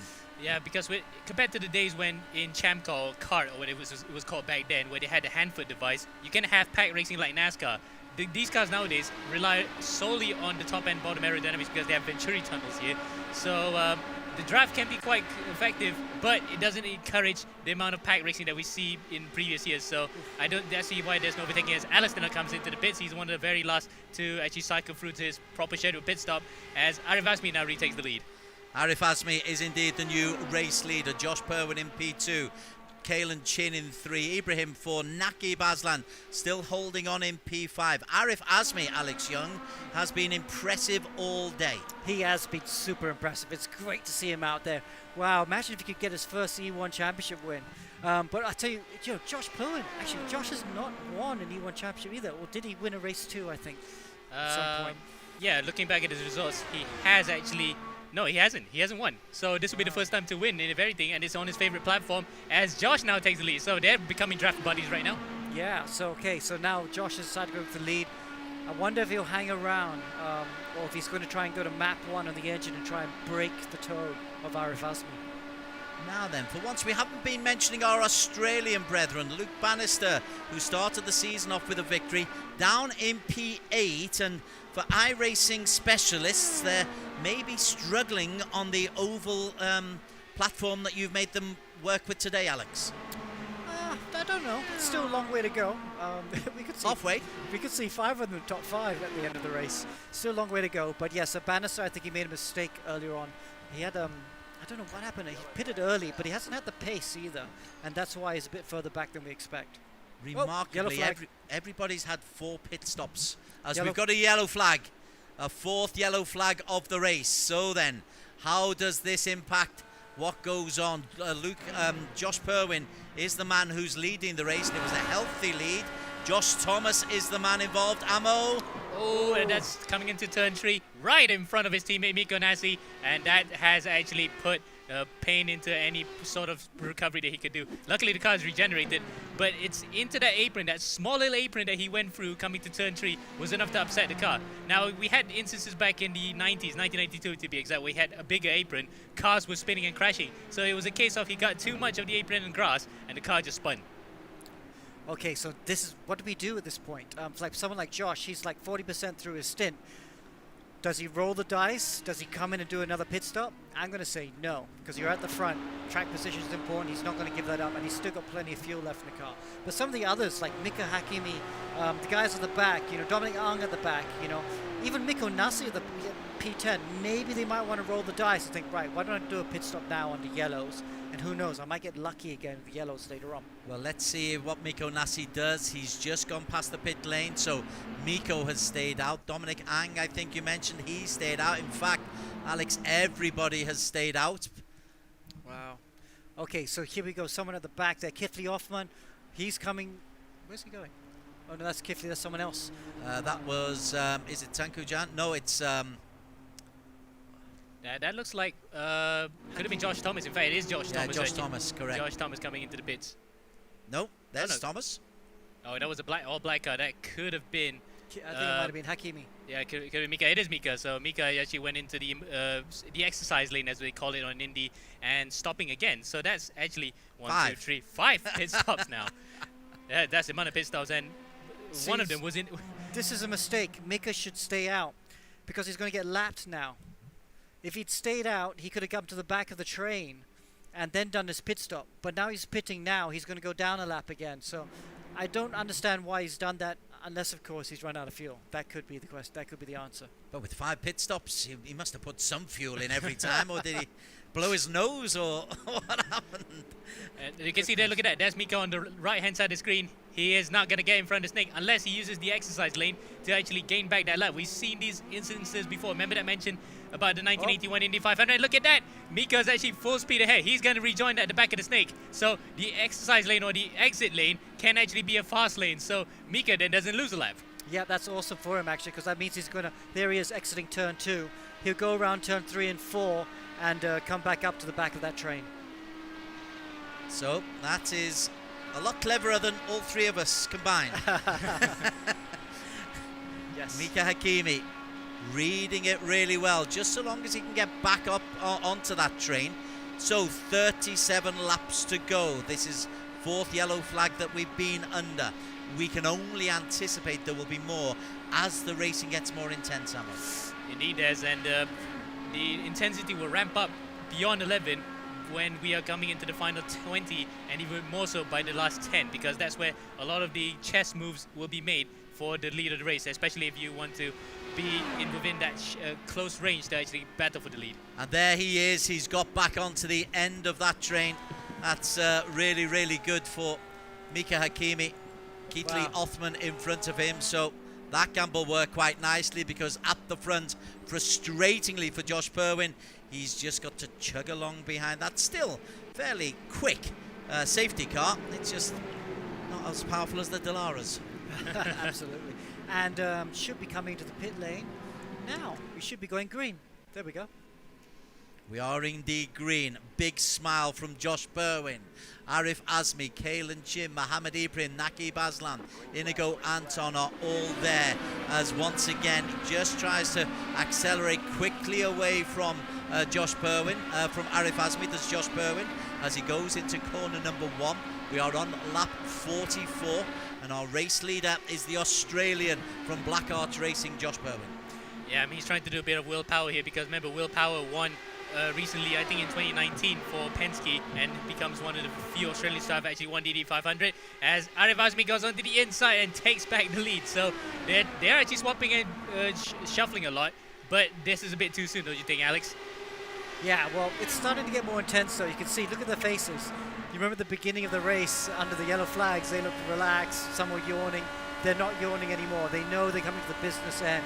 And especially when they come down to the last 30, 20 laps of the race, that's where it's always going to come on the line. I wouldn't be surprised if we see some more, 1 or 2 more drivers making mistakes and putting in the wall. We're on board with Kalen Chin just at the moment. He's the man in P3. He's got Ibrahim, fast Ibrahim, and Naqib Aslan, Inigo Anton behind him. But in front of him, and this is the sight worth seeing, just how close you get to the wall on those main straights, and then how you've got to dive down and just to claw in a little bit. But I tell you what, Aleef and Josh are pulling away again, Amo. Yeah, this is like, it's almost unintentionally that they are pulling away because the front two, once they get into that little pack of their own, they're actually pulling away. And now it's almost about, what, coming across the line? Half a second, actually, between themselves and Kalen as we get a replay of what happened to Muhammad Zini further behind. That an accident already happened in front there as he comes and collects, into turn 2 and into the barriers he goes. That is a big accident. Oh, but no yellow flag. No yellow flag because by the powers of virtual racing, regeneration happens very, very quickly. And just to let you know, Aleef Azmi and Josh Berwin have just set their fastest laps of the race, so they're not hanging around exactly. There is Aleef in the white livery. He's got Josh Berwin, Kalen Chim, Mohammed Ibrahim, Naqib Aslan. I keep mentioning Naqib. Alex Young and Naqib in the Stratos Motorsports lime green, easy to pick out. Is he going to have the pace? Is he going to have the opportunity to maybe get his first podium of the season? Yeah, so he's there, he's in P5. That's still the perfect situation. Look, he's trying different lines there. He's going low, he's going high. Just trying to be in fresh air as he lets Aleef go by. So they're still being a bit cagey, still not quite yet the time to start attacking. Yeah, it's going to happen soon. Behind him, he's got Luke Banister and Alistair Young. Tell you what, Alistair, I know you've been speaking to Alistair saying, listen, you've got to take this a little bit more serious. Well, not seriously is not the right word. You've got to get higher up. Alistair, top 7 at the moment, Alex. Yeah, he's looking good in P7. Again, he's also been a big, the sides go around the outside of Naqib. That's a good move there. I think that's a good move by Alistair because Alistair's got more fuel than these cars because he pitted later. So he can afford to be more aggressive. That's a good move by Alistair. He said, I got the fuel. I'm going to be more aggressive. I'm going to run a different map and see if I can get firmly in the top 3 or 4. Another man who's making a slight move into the top 10, Amo Hazik, Miko Nasi. Yeah, Miko, who was involved in that first lap accident, has actually gone on well with his business, and he hasn't pitted as many times as the others because he's only pitted twice. Lap 7 when he wanted to top up bit, and then 35. So he's within that same strategy as Alistair, where he could afford to push a bit more now as he comes to the back of Luke Banister here. Both of them are in insets here. Yeah. No, nothing to do with that. I thought he was going to move around the outside. There's a big accident! That looks like Ibrahim! Ibrahim is in the wall at turn 2! Okay, so we see a lot of guys trying to come into the pit now. Yellow flag. We are under yellow.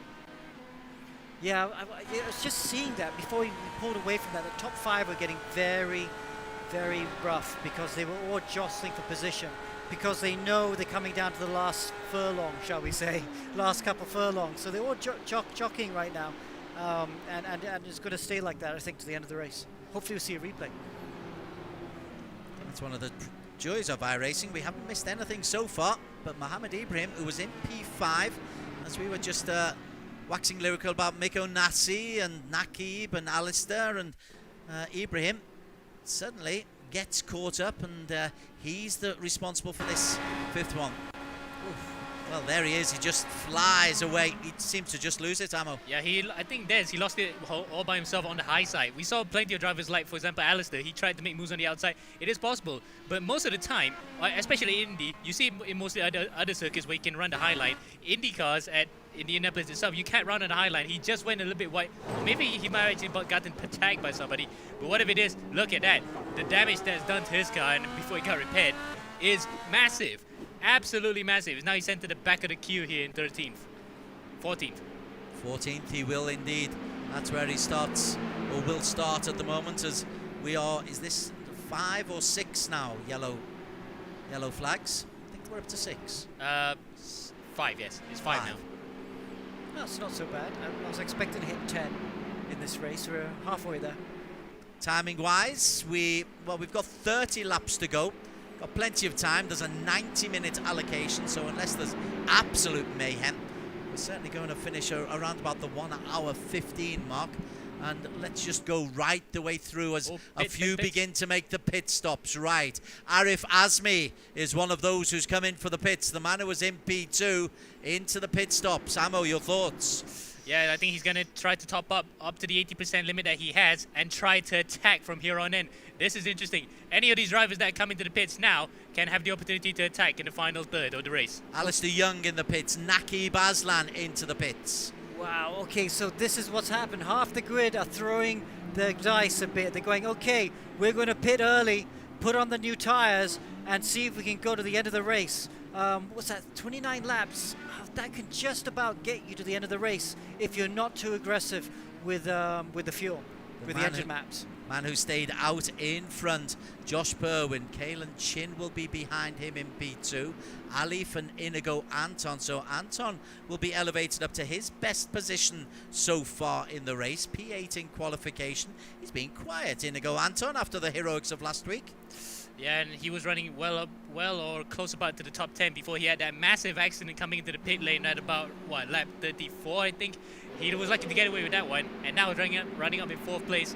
He might really want to break that duck and get the win right here at this very race as we continue on with the safety car period. I'll tell you who else has come into reckoning, and Alex, you can say I told you so, but Luke Banister, one of the Aussies, he is there as well. As are we on lap 3? One more lap to go. The second to last, I think. Should be in now. Should be in now, yes. Yeah, coming into play right now, but he's going to be a bit thirsty, I think. And all these cars in the top 5, shall I say, are going to be very thirsty. I think Mikko Nasi looks quite good because he did pit a bit later than the top 5. I don't know how many more laps they can go before they have to pit to go to the end of the race. 29 laps to go, and the safety car peels away. This time it is Perwin ahead of Kalen Chin. Now Kalen's been caught cold a couple of times by Josh Perwin. This time Perwin accelerates away. Kalen Chin this time goes along with him, as does Aleef, as does Inigo Anton. The bad news, Mohamed Ibrahim is still down in P14, and we just think about what those pit stops have done for the opportunities. Oh, yellow flag. We have a yellow flag again. Who's and, that? Is it going to be immediate safety car? Yes, it is. Just as immediately that we got a yellow flag, a green flag, we get another yellow flag. Oh, further behind, look at that. That's an axle car. That looks like an axle car spinning. Ow! Even bigger. That's Ibrahim actually involved again. Well, I'd like to see what caused that yellow flag. What happened there? Well, Aleef Azmi has dropped down to P10. Alistair Young has dropped down. Oh, who's that? Oh, that's Banister spinning, and Banister spun in the middle of the field there in the short shoot. Takes out Alistair, and that looks like one of the EGG cars. So, wow, massive accident. Further on in the second corner, Ibrahim also smacked into the wall. Your favorite driver, Des? Luke Banister. I told you so. Okay, yellow flag again. Another 3 laps. Josh Perwin. It may look like a lovely, healthy lead, but that safety car will cause everybody just a concertina in close once again. Chess. Alex called it chess earlier on. I was wondering what he was talking about. It is high-speed game of chess, isn't it? Yeah, indeed. There's a high-speed game of chess and a bit of a demolition derby. They actually just want to avoid getting wrecked here right now as we get another replay of what happened to Ibrahim. This is on the way out and looks like he went onto the grass, slides it, and smacks into the side of another car. Well, that's actually either Zini or Arif. No, that is Zini actually, because Arif's actually further in front. So Zini then the unlucky bystander to actually get hit by that. Didn't lose any time though, did he? The wheel just attached itself and he carried on. You're going to have to work on the damage on this one, Alex, I think. Josh As Perwin. Perwin decides pitting is the perfect time to go in. I tell you what, he's got a cool head, Josh Perwin, doesn't he? Yeah, he's very, very analytical. Even when there isn't the complications of all these pit stops and all the yellow flags, Perwin, you can sense the ice in his veins. Big question to see if everyone could go to the flag. I think now that's it. This would be the last fuel pit stop and everyone can go. Well, I'm going to say everyone, the few that haven't, you know, Aleef, Anton, Nasi, Ang in the top 4. I don't think any of those 4 have pitted. So maybe they'll have to pit again. Tyres are all standard. All the setups are standard. That's the Joker process that you've introduced. Pit lane Luke Banister, pit lane Thomas, pit lane Mohammed Zini again. Zini for the 8th time, 8 times into the pits. Wow, I'm not sure what kind of strategy that he has right now to stop 8 times, but I will guess that he'll have plenty of fuel here from lap 54 all the way to lap 80. Yeah, maybe he thinks he gets extra points by going through the pit lane. Indeed, and he comes out of the pit lane into the back of the snake. Meanwhile, Mika Hakimi is in between that pack of drivers and he's in 19th, last of all the drivers. And I thought the lucky dot rule would actually be coming into play here for him to get into the front, to pass the drivers and get back to the back of the snake. That is true. Lucky dog play should be into play. I don't know. Never mind. Let's. The man at the front of the snake is Aleef Hamilton, Team Flash, the defending champion. We said that Josh Perwin has ice in his veins. Aleef, we know, has ice in his veins. And right behind him is Inigo Anton. They have track position, but I believe the top 4 do need to stop again. That could make them go that well. That will bring him back to the right to the back of the pack as we go green. Aleef leads on lap 55 of 80. Drags Inigo Anton with him. Mikko Nasi up in P3. He's been down as low as 17. Here he is in P3. Dominic Ang from Stratos Motorsports in P4. They are the front 4. Behind them, you've got Arif Azmi. Dominic Ang has dropped down. Tunku Jan Lei is in P4. Wow. That's amazing for him with the amount of accidents he had so far in this race to be up in P4. But in terms of strategy-wise, he could actually be in play if he could keep the drive because he pitted on lap 43 along with the other drivers. So he could actually be with a shout here of having a very strong finish. Well, he's just lost a place there to Mikko Nasi. Mikko Nasi's just gone past him. So Tunku Jan is down into P4 at the moment. But Mikko Nasi is the man in P3. Arif Azmi is there once again. And Mohammed Ibrahim, let's quickly move away from Tunku Jan. Mohammed Ibrahim, who had that big double smash, he is down, Alex Young, in P13. Yeah, P13, and he's looking. I'm not sure he's talking to him. Maybe he's talking to himself. He hasn't really had the pace in the race so far, has he? He had it on the qualifying setup. While the setups are fixed, there is a prescribed qualifying setup you have to use in qualifying, and Ibrahim was quick on that. But in the race, you have to use a race setup that everyone has that's the same, and he's not had the pace of some of his rivals. His teammate, Aleef, is in P2 because Inigo Anton is back in the lead for the first time since Race Control cruelly ripped him of his victory last week. He is back in the lead, and he's used to being up at the top end of races now. Yellow flag. We have another yellow flag here. So another safety car period. So that's the 6th safety car. Seventh safety car of this race. Running out of hands. We will be soon. We'll hopefully get a replay on what happened there. But this will play into the hands of Anton and Aleef because now they can pit under yellows. My guess is I think that would have been Keith Leofman because I see a car well at the back, car number in 17. So I think that might have been him involved with another incident. So hopefully we get a replay of that as the drivers now start lap 58. This might be the period now, Alex. The last 20 laps, this is where it's crucial, where strategy is going to play as we look at... Oh, it's actually Banister who's actually caused the yellow flag this time. Oh, no, wait, see the car on the inside there. Some car to the inside. Well, we're going to assume he spun off by himself. And that was enough. In fact, that was Alistair Young actually who spun. So that was enough to actually cause the yellow flag. But anyway, last 22 laps of this race, Dez is going to be a barnstorming finish here, we can safely say.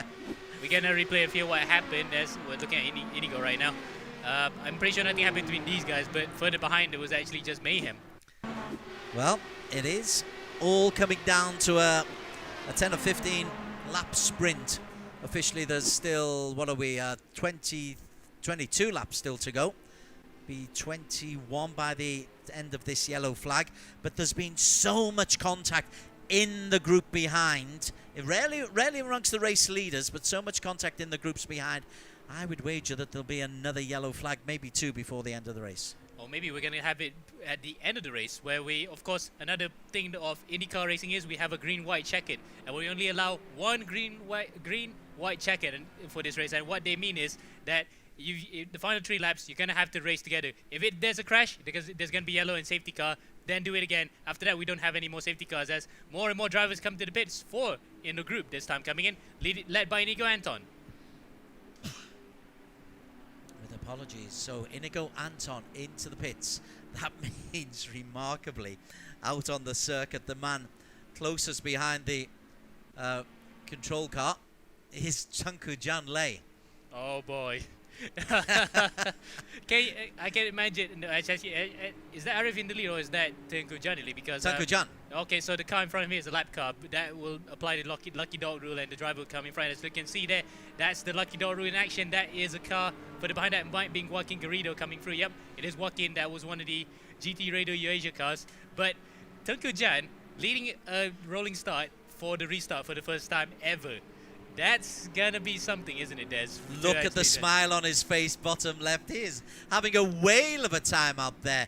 It looks so different because he was responsible, was it the first or second lap for an instance? Very, very early on. First lap, Tunku Jan was in the naughty boys room. And now he's in the race lead with 20 laps to go. Oh, my apologies, it was lap 12 because he actually hit Alistair, but whatever it is, he's now at the front and he can dictate the pace here. So interesting stuff because the guy that has been at the front battling for the lead, which is Aleef Azmi, is right behind him, and Tunku Jan is going to be the one who's going to control the pace. So Aleef then might be licking his lips because the guy that he's been drafting with, Josh Perwin's only in 5th place right now with a gaggle of cars right behind him, led by backmarkers. Nakib also causes immediate worry, but for him, this is the perfect opportunity then to actually try and steal a march on Nakib. So Aleef Azmi is the man in P2. Tunku Jan is ahead of him as the safety car goes off again, and Tunku Jan accelerates away. Who is he taking with him? Aleef Azmi has gone along with him. So Tunku Jan is there. Aleef is in 3rd place on that particular shot because that's one of the lap back markers, but Aleef Azmi in P2 can't get past the man in front, and Tunku Jan Lei, Alex Young, has the lead with less than 20 laps to go. Yeah, it'd be amazing if he can stay out there. But again, I think he's one of the drivers that needs to pit one more time for the end. But can he keep Azmi behind? Now, this is the time Azmi has to go for the win. 20 laps to go. He's got the fuel. He's pitted for the last time. He needs to try and get to the front and stay at the front. And the guy in front is actually Mika Hakimi. Yeah, Mika is actually drafted. Oh, there's a big accident further behind, coming out of turn 4. Yet another yellow flag there. And that actually looks like one of the Black Wolf cars, I think. That could have been Kalen. No, it's Nasi. Nasi's actually blocked the barriers again. That's a big accident. Hopefully we can get a replay of that. That was a big off. Well, there is Miko Nasi, and you called it. Oh, it just caught the wall, and he took a 2-3 out for company. If I'm going, I'm taking 1 or 2 with me. Miko took out Kalen and it looks like Joaquin as well too, actually. So unfortunate guys to be collateral to that one. But that's a typical accident we can get at Indy. The final corner, coming off to the coming off onto the front straight. Yeah. If you touch that wall, you can easily crash there, Alex. Yeah, that's just showing what's happened, because that was just a, I think, mistake. The guy in front touched the wall, caught Miko out. But everyone's getting edgy now. You know, we're in with the last 20 laps, and everyone's getting edgy and having accidents now. So hopefully we'll get a clean run at some point in the last 20 laps, because I'd like to see what happens. It's kind of like the thing with over racing, because it's a completely different discipline. You just need to drive with a certain amount of carefulness that is compared to road racing, where a slight contact can easily get you off into the barriers big time. So guess these drivers are not used to over racing, Alex. Yeah, and of course, this is the great thing. I wouldn't mind having damage off for the first half of the season, of the first half of the race, but I want to have damage on for the second half of the race, because that will stop people. If they know that they're not going to finish the race, that would make them more careful.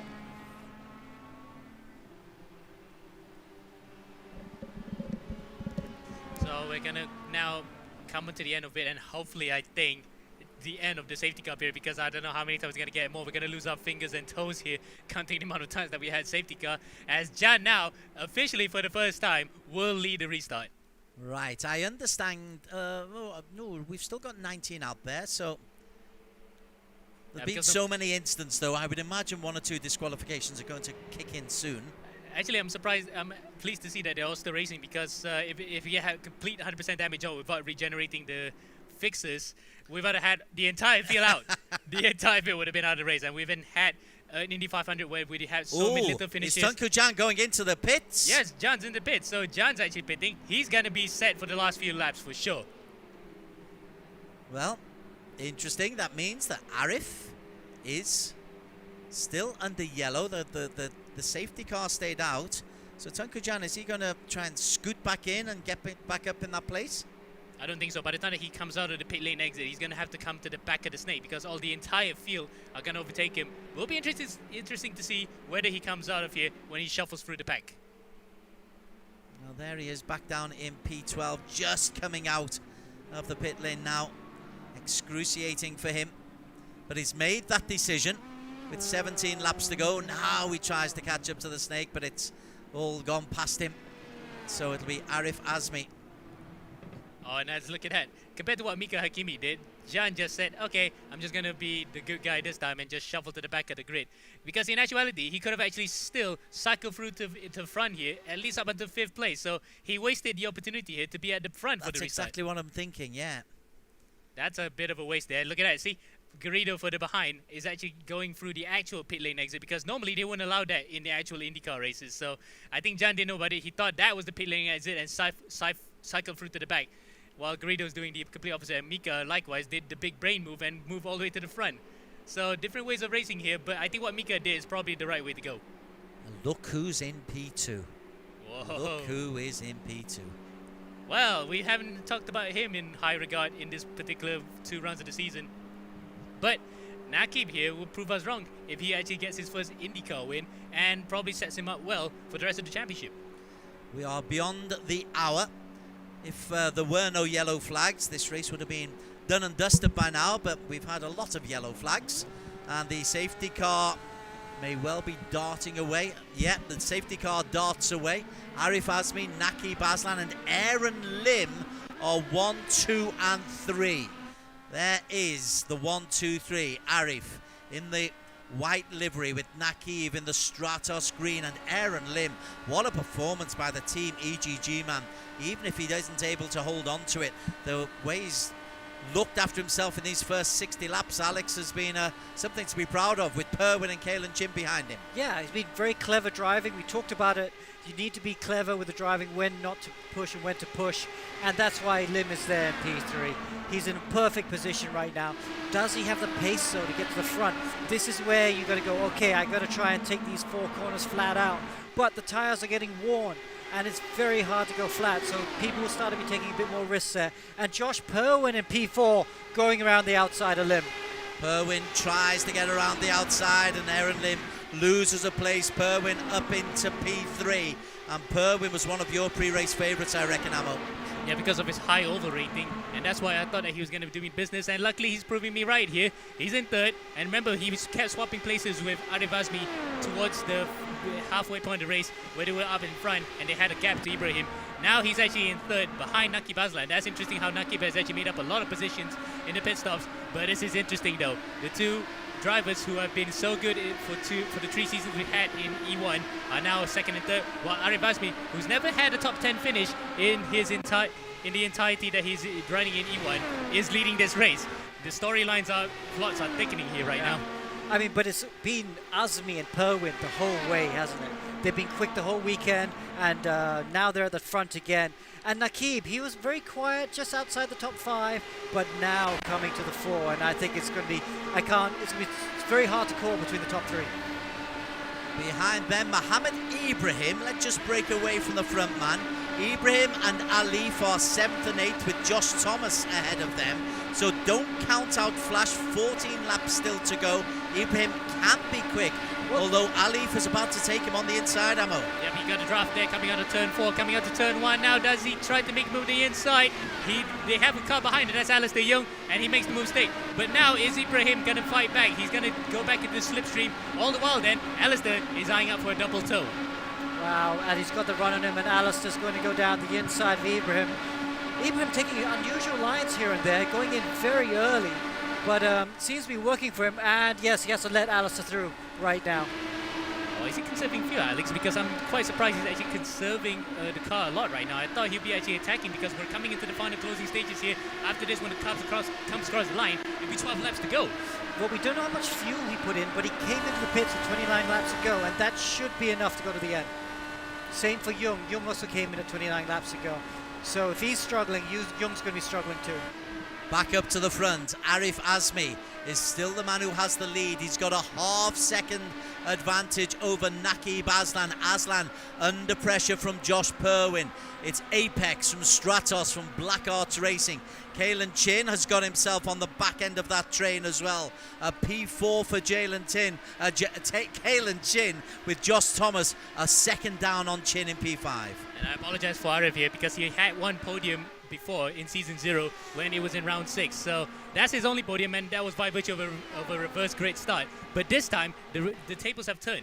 He qualified well, he ran up to the front, and he got up to the front at the right time, and he actually tandemed with Josh Perwin to get up to this point. Now he has every opportunity as we see Luke Banister come at the pits. This is crucial for Josh though. It might actually stall Irish progress here. This is where team tactics might come into play, but Aleef then looking so good right now, and imagine if he gets his first win here, he'll be in absolute tears. It's such an effort to get up to this point. Final 10 laps, Alex Young. Final 9 laps, Alex Young. Well, yeah, 11 laps, about to be 10 laps to go. And I'm just looking at Naqib. Looks very comfortable, but I'm not sure he's got the pace yet. Although he's really close to Azmi now. I would love to ride on board with him, see what line he's doing. Maybe he can just get a better line out of turn 2 on the roll bar, and we'll be able to see if he can get a better line to get... yeah, he's tighter line out of turn 2. Coming down the back straight right now. Yeah, it goes up to 6th gear. Will he go back down to 5th for turn 3? Let's see. Yeah, he goes back down to 5th. Goes back down to 5th too early, though, in my opinion. Allows Azmi to get a bit of a better exit. He's got to try and get down to the apron, I feel. He's got to use the apron, I think, to try and pick up a bit more downforce. He's got to use the best engine map if he can as well. Closing in, though. Aleef looks wise to it. Oh, he's going on to the inside. Naqib leads for the first time. Oh, actually, for the second race ever, he's led in E1 for this season. But there it is. Naqib breaks to the front. Now, would that be a mistake, Alex? Because the guys behind might still get his draft. No, it's a good call, I feel, because with 9 laps ago, you never know with yellow flags as Azmi comes back at him, though. Naqib Aslan in the Stratos Motorsport, leading the Indianapolis Motor Speedway. 9 laps to go. He made the move. He's left it late, but Aleef Azmi is fighting back, and Aleef has been up at the front for the majority of this race, and now he just has a look at the Apex car, has a look on the inside. This is a thrilling finale. 8 laps to go, Ammo.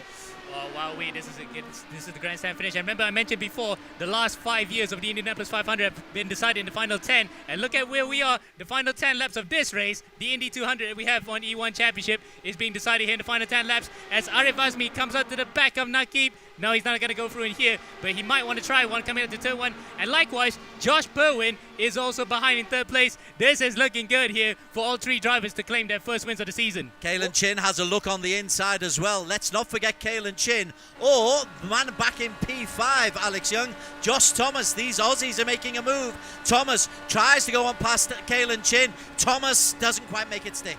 Yeah, Kalen hangs around the outside and holds on to the position for now. Woo. Thomas got a bit of a wiggle on there, and that's going to compromise his exit through turn 2, and that's going to allow Aleef in the orange flash car to get a run on him. Aleef Hamilton, the defending champion. He is the man currently in P6. Up at the front though, let's move away from Aleef as he goes high up the banking. It is still Nakib Aslan holding on. This is a sprint to the line. Is this a calculated sprint that he's made? I can cope for 10 laps. Wow, I tell you, he's perfect. He's getting onto the back marker there. Bannister doesn't have the pace. I'm expecting Bannister to pull away. But if Bannister is there, he could hinder or help Nakib. Ooh, Asmi goes a bit wide there. I thought he was going to get up into the wall. The sun is setting.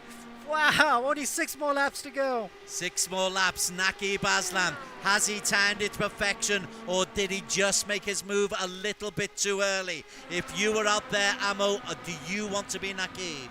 Actually, I would rather be Nakib at this point because, as what Alex said, it's a tactical move and it's quite well because sometimes, as like I mentioned, the last 5 years where it's decided in the last 10 laps, the driver who was in front held on for the win. So, Nakib then might want to emulate what Simon Pagenaud did, what Alexander Rossi did, and what Elio Castroneves did, was to go to the front and find a 10 and hold on to it. But let's have a look at Josh Perwin. Josh has been yellow quick. flag! Yellow flag! Oh, a yellow flag. What happened there? Who's been causing the damage? Oh, what a finale.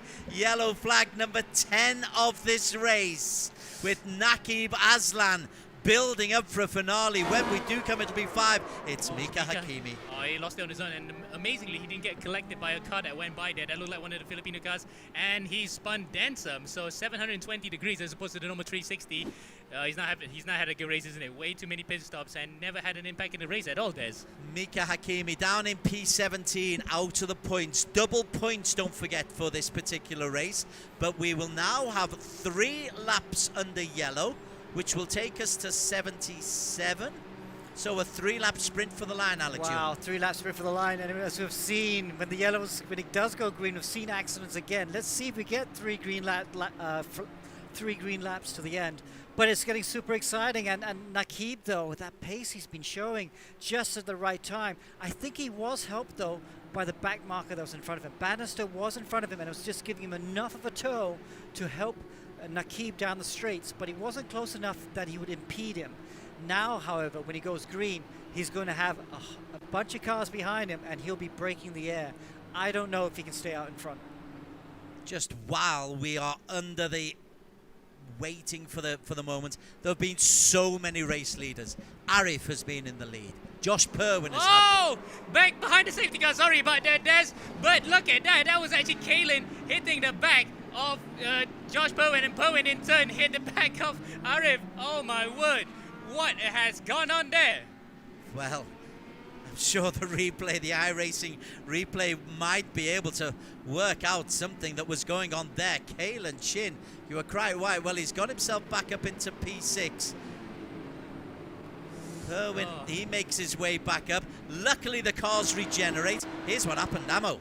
Here's Josh actually coming into the back, and pay attention to the Black Wolf car further behind. There, look at that. Kalen ducked in on the inside when Josh was slowing. Now, I wouldn't blame Josh completely for that because he wanted to go outside there, and Kalen just went stopping, and he thought that Aleef was actually at full speed, but they hit each other big time. And luckily for them, that car's regenerated just in time before the safety car goes out. Otherwise, that would have been a very, very heartbreaking end to the race after putting in so much effort to be up in the top 5. So the yellow flag, on the yellow flag, they've worked themselves out. They retake their positions, so they're okay. For now. Now then, the next thing is the safety car will probably come out at the end of this lap. This is the second corner, corner 2. So they've got the long kilometre straight just to tap their fingers and try to breathe deeply. Look at Nakib Aslan. Big intake of breath. In through the nose, out through the mouth. Indeed, it's almost like exercise, isn't it? It's pretty much second nature for him. As Melvin Tande goes around the outside of the entire field to actually come through and initiate the lucky dog rule. But yes, this is you can see he's actually looking rather calm, but inside I can bet to you that his heartbeat is going through the roof here. He knows that full well with this win he could set himself up again for another title challenge. We are very, very shortly going to finish this race. The safety car will come off and then we're going to have a 2-lap sprint for the line. Alex Young, is this the finale you were chasing? Yes, I love oval racing for the strategy, the way that it's coming down. I hope we get a race to the line. But I feel for Kalen Chin, though, because that was a big mistake. And it was under safety car. So I think he's definitely going to get a penalty for that. Okay, the safety car, left of your screen, I'm pretty sure goes out at the... Ooh, is the... Now, yes, there he goes. So, we are underway. Now then, this is Nakib Aslan's to lose, Amo Hazi. Absolutely, Nakib knows full well that the results that he has so far this season is not title challenge worthy. 9th, 5th, and 11th in the first 3 races alone. Sorry, 10th, 7th, 13th, and 4th. 4th is his best result last time out in Montreal, but he knows full well a win here would set him up quite nicely, especially with double points. But Aleef, though, he wants to aim for his first win as well in the championship. This is everyone's to lose, and Josh Bowen there watching brief. Anything happen? Whoa, Josh tries to go on the inside, but Aleef defends very deep. Now Josh around the outside, coming into turn 3, sorry, into turn 4. Wowee, Aleef defending quite high. He knows this is his to lose as well. And Nakib Aslan has the lead. Aleef in 2. Josh Purwin, Alex Young making all kinds of efforts to get a victory. Yes, he is, but Josh, he's got the pace. He's going to go outside. He's got to hang it around, and he goes around the outside, but Aleef holds on. Nakib holds on the inside. Nakib Aslan has got 2 corners to survive. Aleef behind them. Nakib Aslan. No! Josh spins. Oh, then he saved it. Amazingly saved it and put it behind another car into the barrier. Looks like Miko Nasi, but Nakib Aslan has a clear out to run, and there it is. That's the safety car, and that's the end of the race. So Nakib... We're under a green, white, yellow. We'll go again. Go again. You can't win under a yellow flag. The green, white, yellow. We have 1 green, 1 yellow. So we will have to go one more time because we cannot run under the yellow flag for this lap. But if under the next go, if it goes yellow, then that's it. The race is gone. Wow. Josh Purwin, he really gave it his all. But his all was just pushing it a little bit too much, Ammo. Indeed, does, and he just came out worse in that particular regard. Look at that, from 3rd to 9th. What an absolute disaster for him, and he thought that he had to win there when he had a double toe from Nakib and Aleef. But luckily for Aleef, look at that. Lap counter just increased by 1, so we are going for the green-white jacket after this. But I have to watch Aleef later because Aleef to me looked like he was moving around too much. I think that was, he was very on the limit for defending. These guys, while they're not in the same team, they are teammates in karting. And I really feel that maybe Aleef was trying to be a little bit aggressive there in defending. And I wouldn't be surprised if the stewards have to have a look at that after the race. Well, there's all that still to go. Remember, last week we had a victory returned by those nasty, nasty race control people. Took it away from Inigo Anton. He's ignoring me. Yeah, that's right. Well. Okay, so Nakib. He's had his heart in his mouth for the last 10 minutes. He's been under the most intense pressure. Surely from here he can't lose it. Well, you never know. IndyCar racing, a lot of the crazy things have happened in the final few laps of a race. And this is no exception as Kalen now comes into the pits. Is that Kalen? Yes, it is Kalen coming into the pits. So I'm not sure why he's playing on right there, but we're going for the green-white checker next time by. That was good. Not next time by, but I think another 2 laps or maybe 1 lap. We need to wait for the official confirmation. But Nakib then, his heart must be in his mouth. But look at that, he's actually wiping a bit of sweat there. Looks a bit calm under that Kosh. And you might say he's got this win in the bag, but you never know what Aleef is going to plan. And Aleef nearly had him there in that previous restart. At the moment, sorry Alex. Drive-through for his accident under the safety car. So that is why. And we have a wave around there, one of the EGG cars coming around, so he'll be able to take a position at the end of the train. But Kalen, now that's going to drop him to the back and out of the chances of fighting for the podium. At the moment, are 1, 2, 3, and Nakib, Aleef Azmi, yet to have a podium this season. Alistair Young has got himself up into P3. Muhammad Aleef Hamilton in P4. Aaron Lim from Team EGG in P5 at the moment.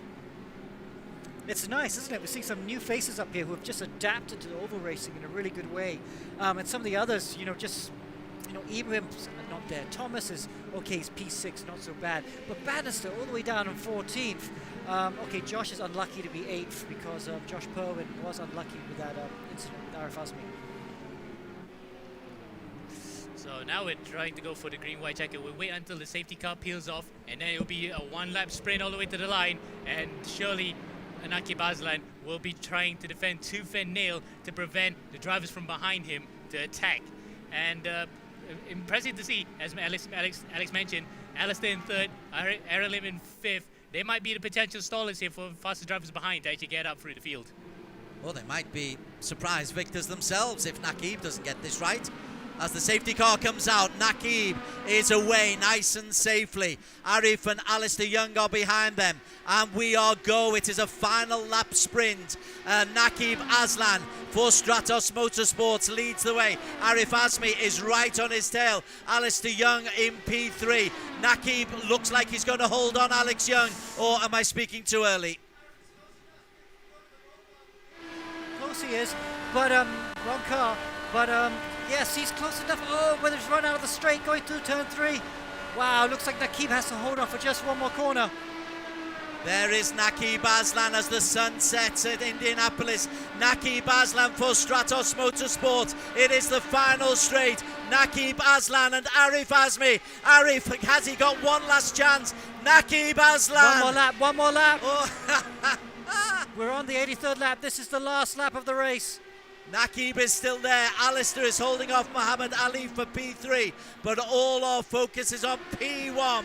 Would you be in this position, Amo? Wow. As we're fighting, I wouldn't want to be in this situation. I'd rather be in the lead, trying to hold on to it, but I would rather be watching it right now. This is so exciting. Nakib, I think, has had it. He's got it in the bag.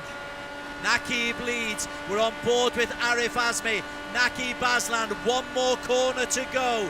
Let's look up high on the blimp, and it will be Nakib Azlan, this time surely to come through and take the victory. Aleef Azmi P2, Alistair Young 3, Aleef 4, Josh Thomas P5.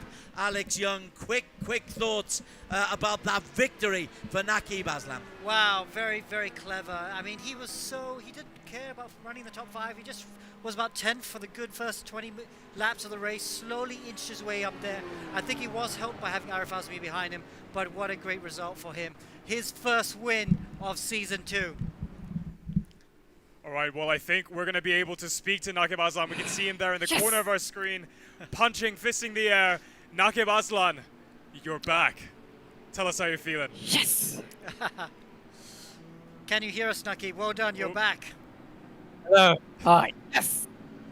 Nakib, tell us about that race. Congratulations. You are back on the top step of the podium after what has been a very difficult Season 2. Man, what a race. Yeah. It was an amazing race, I think. Wow. A bit lost for words, actually. It felt like it's been forever, man, since I've been on the top step in E1. But yeah, it was an amazing race. Big shout out to James. He had a humongous big brain call with the pit stop, boxing under safety car, and made us, front leading in the end of the race. But oh my God, what an amazing race. Beautifully driven by everyone in the team. Lost for words. Good to see you speechless. But let's pinpoint the exact moment in the race where you knew you ended up in the lead. I mean, you were tailing, at the rear end of the top 10 for most of it. So where did things start to go into your favor? Yeah, qualifying, I think with oval it's so hard to be up the front, and I think we didn't get the best of laps, a few hundredths off, like second, I think. But yeah, I think we knew it was going to be difficult with all the collisions and whatnot. So the main goal was to keep it clean, keep our noses clean throughout. We did that, and whole game plan was fuel saving throughout the whole race, no matter what. Take opportunities when it came, and that's exactly what we did. You know, we never rushed it, no matter what. Just picked up the pieces slowly, one by one. And then it was that one call, I think there was a safety car at lap 50 or whatever it was. James said, let's pit now and make it to the end. And oh my God, what a call it was. Just quick, how much tires did you have left? How much fuel did you have at the very end? Because it must have been crazy going flat out for the last couple laps. Oh, I think we were really coming into the end. I think less than 2 liters for sure. Awesome. Pushing it to the edge. Well, this is what I love about Indianapolis. Anything can happen. Nakabazan, so good to see you on the top step of the podium again. Congratulations to you and James and the team at Stratos. Des, over to you. Take us through our race results. Indeed. Well, before race control get their beady eyes on things, I'm sure there's going to be one or two complaints and one or two circumstances race control are going to have to look at. But Naki Baslan is the man who is top of the pile for Stratos Motorsports, ahead of Aleef Azmi. Best ever result for young Aleef for the Apex E-Racing team. Certainly the best result of this season. Alistair Young coming from nowhere. A really, really fun-packed race for Alistair Young for P3. Remember, there's double points available, so you've got 50 points for the win for Nakib and 32 for Alistair Young in P3. Aleef Hamilton steady in 4th. Josh Thomas safe as houses in P5. Josh Perwin thought he was chasing a win for Black Arts, ending up 6th. And Aaron Lim, what a performance for Team EGG for P7. Dominic Ang makes it a good day for Stratos. Inigo Anton in the top 10. And Tanku John Lay. Gosh, there's a highlight reel of a season in that one race for Tanku John Lay. Down to 15, where Melwin Tan picks up points for Team EGG as well. Mika Hakimi with, I think it was 8 pit stops at the end, finishes in P18.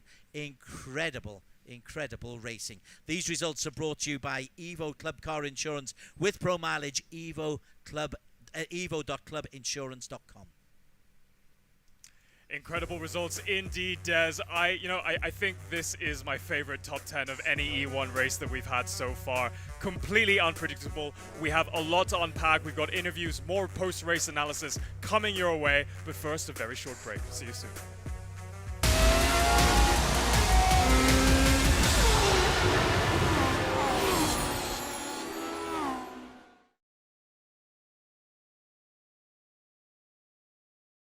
When I switched to Pro Mileage, I got 47% of savings. I paid 790 for it. Compared to any other insurer, the cheapest was 1,290. Pro Mileage was the only one that gave me 5,000 extra value to cover, yet still cheaper. My Volvo XC40 1 year premium 6,000 over ringgit. Then I start taking Pro Mileage. I say, 3,200 plus ringgit. Claim went through pretty fast. I got my car back pretty quickly as well. Called them about 8 o'clock in the morning. I think within 1 hour it came.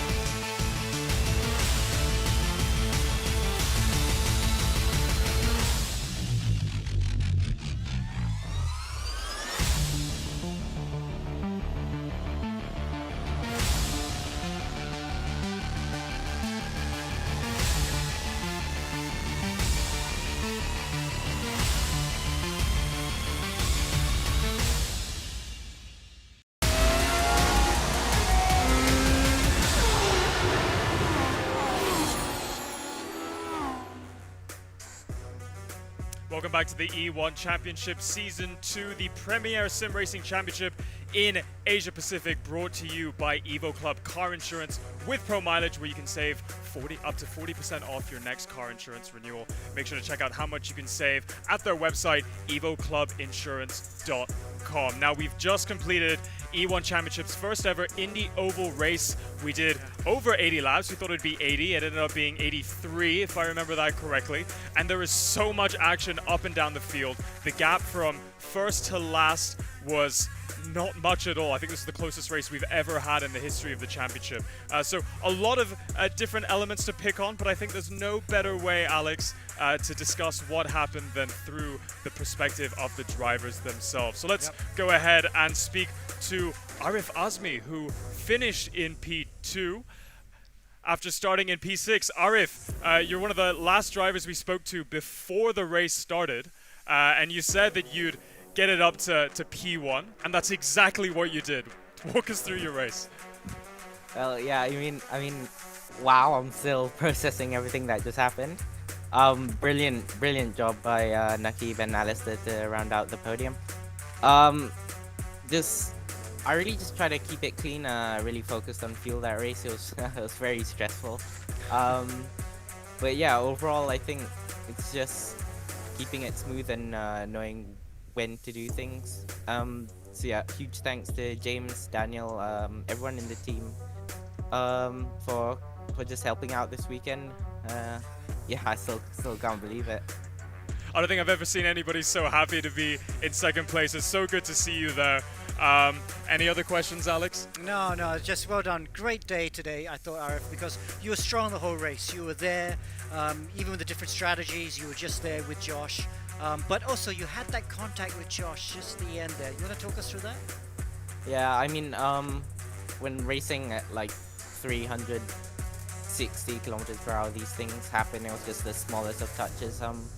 I'm just gonna have to take a look at the replay on that one again, and I'll just see what actually happened, and yeah, I'll tell you about it later. Okay. Awesome, good stuff, Aleef. Congratulations. We'll see you next race. Thank you. See you guys. Awesome. I think we have time for another interview. Let's go and speak to Alistair Young. Yeah. Well, Alistair's just about to come on, I think, but he had an interesting race, didn't he? He did, yeah. I mean, he came out of nowhere. We gave him a drive-through when he tagged, I think he tagged Mikko Nasi, didn't he, at the very first lap, and I thought, oh, God. So that was an incident that happened there, but he recovered. I think we're trying to get Alistair right now, so I think we're going to talk to Kalen first. Yeah, let's go ahead and speak to Kalen Chin first. Yeah. Kalen, wow, you were in the hunt for the win the whole way, and then the last safety car, that accident. You want to talk us through what happened? Well, honestly, the entire race, it was just a lot of action, and then I didn't expect a safety car to happen like right then, and then I was adjusting something on the the blackboard, and then Aleef, he was like lagging a lot for me, and so when they came up to the safety car, I couldn't see him, and then all of a sudden he just appeared there, and so I swerved left and hit him, and then got it right through. Yeah. Unlucky, man.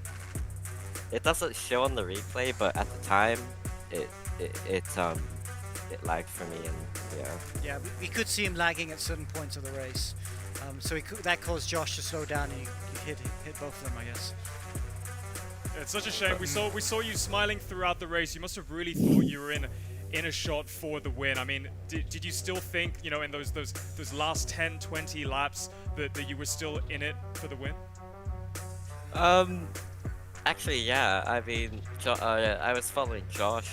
We made the same pit strategy to pit. I think on the earlier safety cars with about 20 something to go. I can't really remember. And we did it. I didn't expect there to be about like 4 or 5 safety cars after that, and so when everyone pitted under those, I had the like less fresher tires, but still fresh, but not as fresh as those who pitted on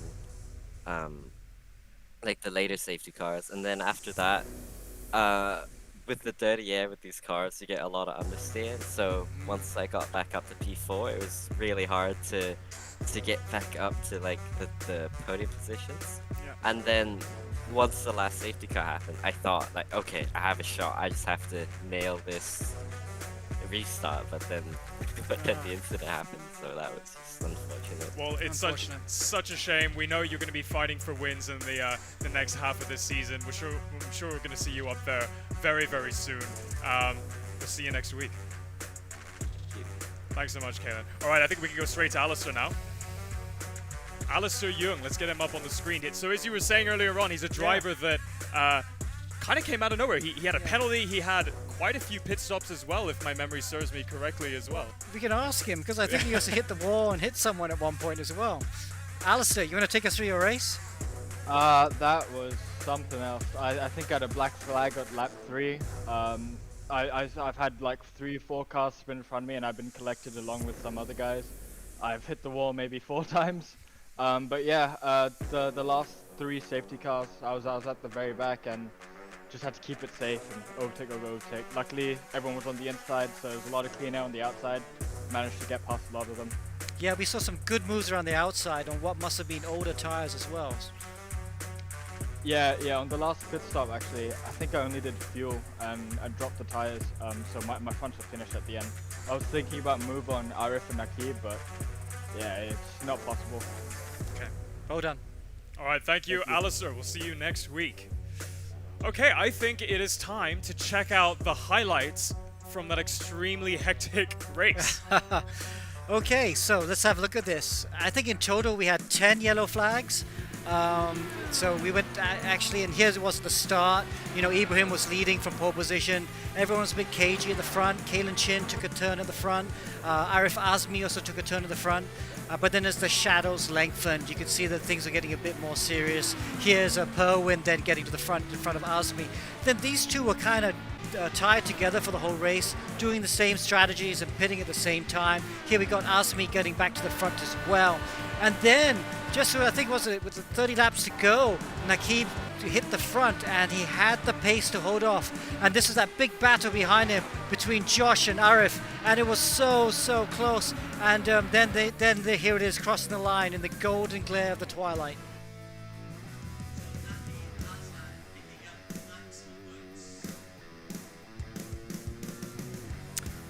When it comes on. Yeah, Nakib Aslan. He did a good job. I mean, all these drivers are a bit inexperienced when it comes to oval. You know, we've seen how good they are with the road track, and it just came down to the strategy, taking care of those tires. More importantly, being good on fuel. We heard them talk about the fuel.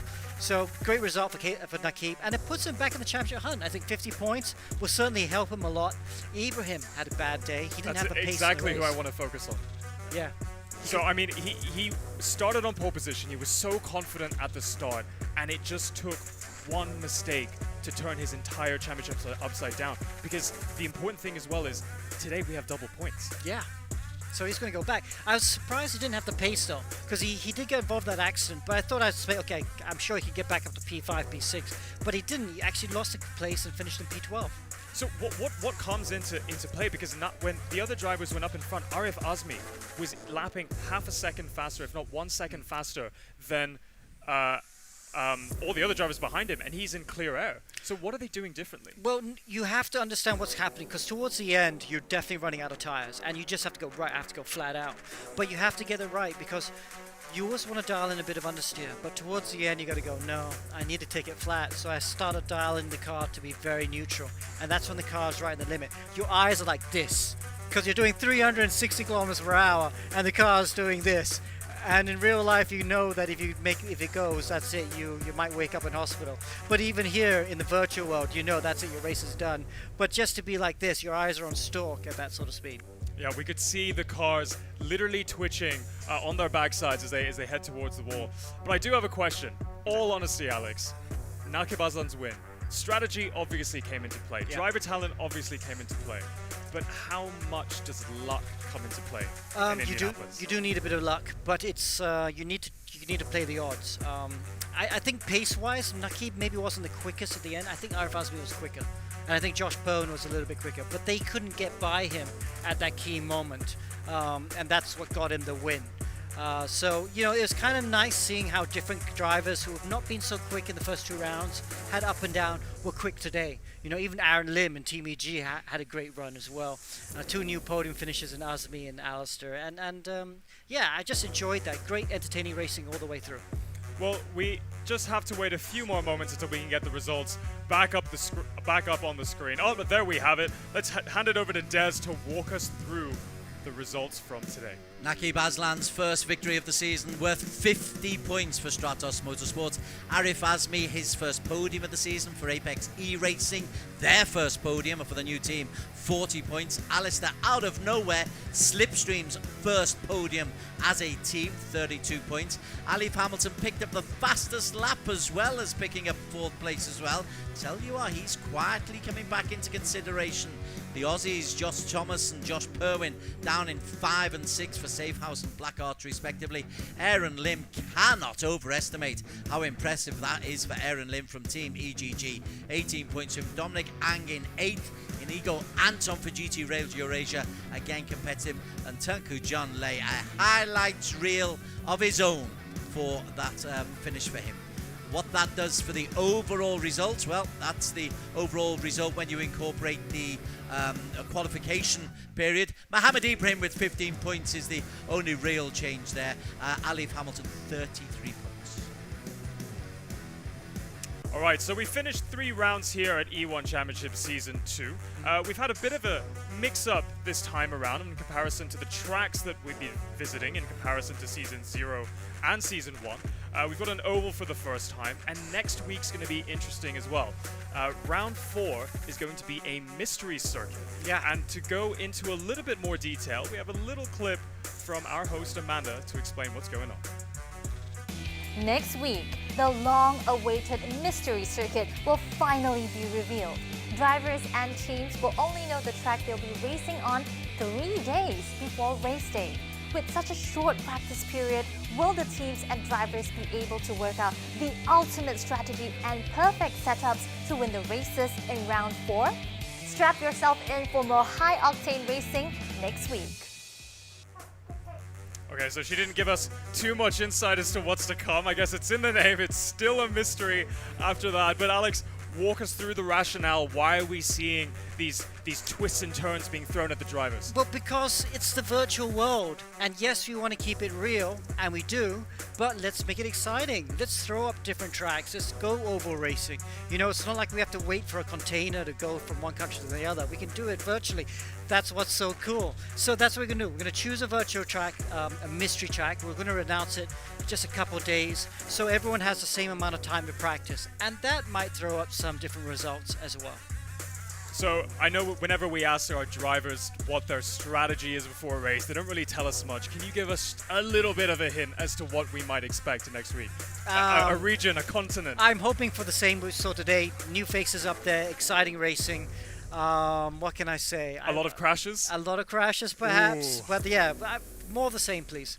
Okay, so I'm thinking potentially a street circuit somewhere very narrow.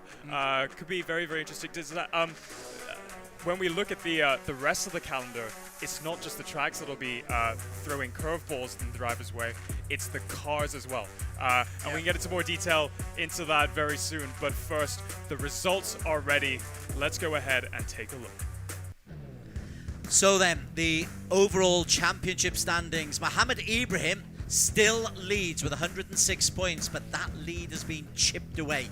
You are allowed, or you must drop 1 round of the 8, so that could be Ibrahim's poor round. Behind them, we have got Josh Perwin still in P2, Black Arts Racing, but the one I'm interested in is P4, Naqib Aslan. Those 50 points really catapult him up the standings, level with points with the defending champions are Muhammad Aleef. They say cream rises to the top.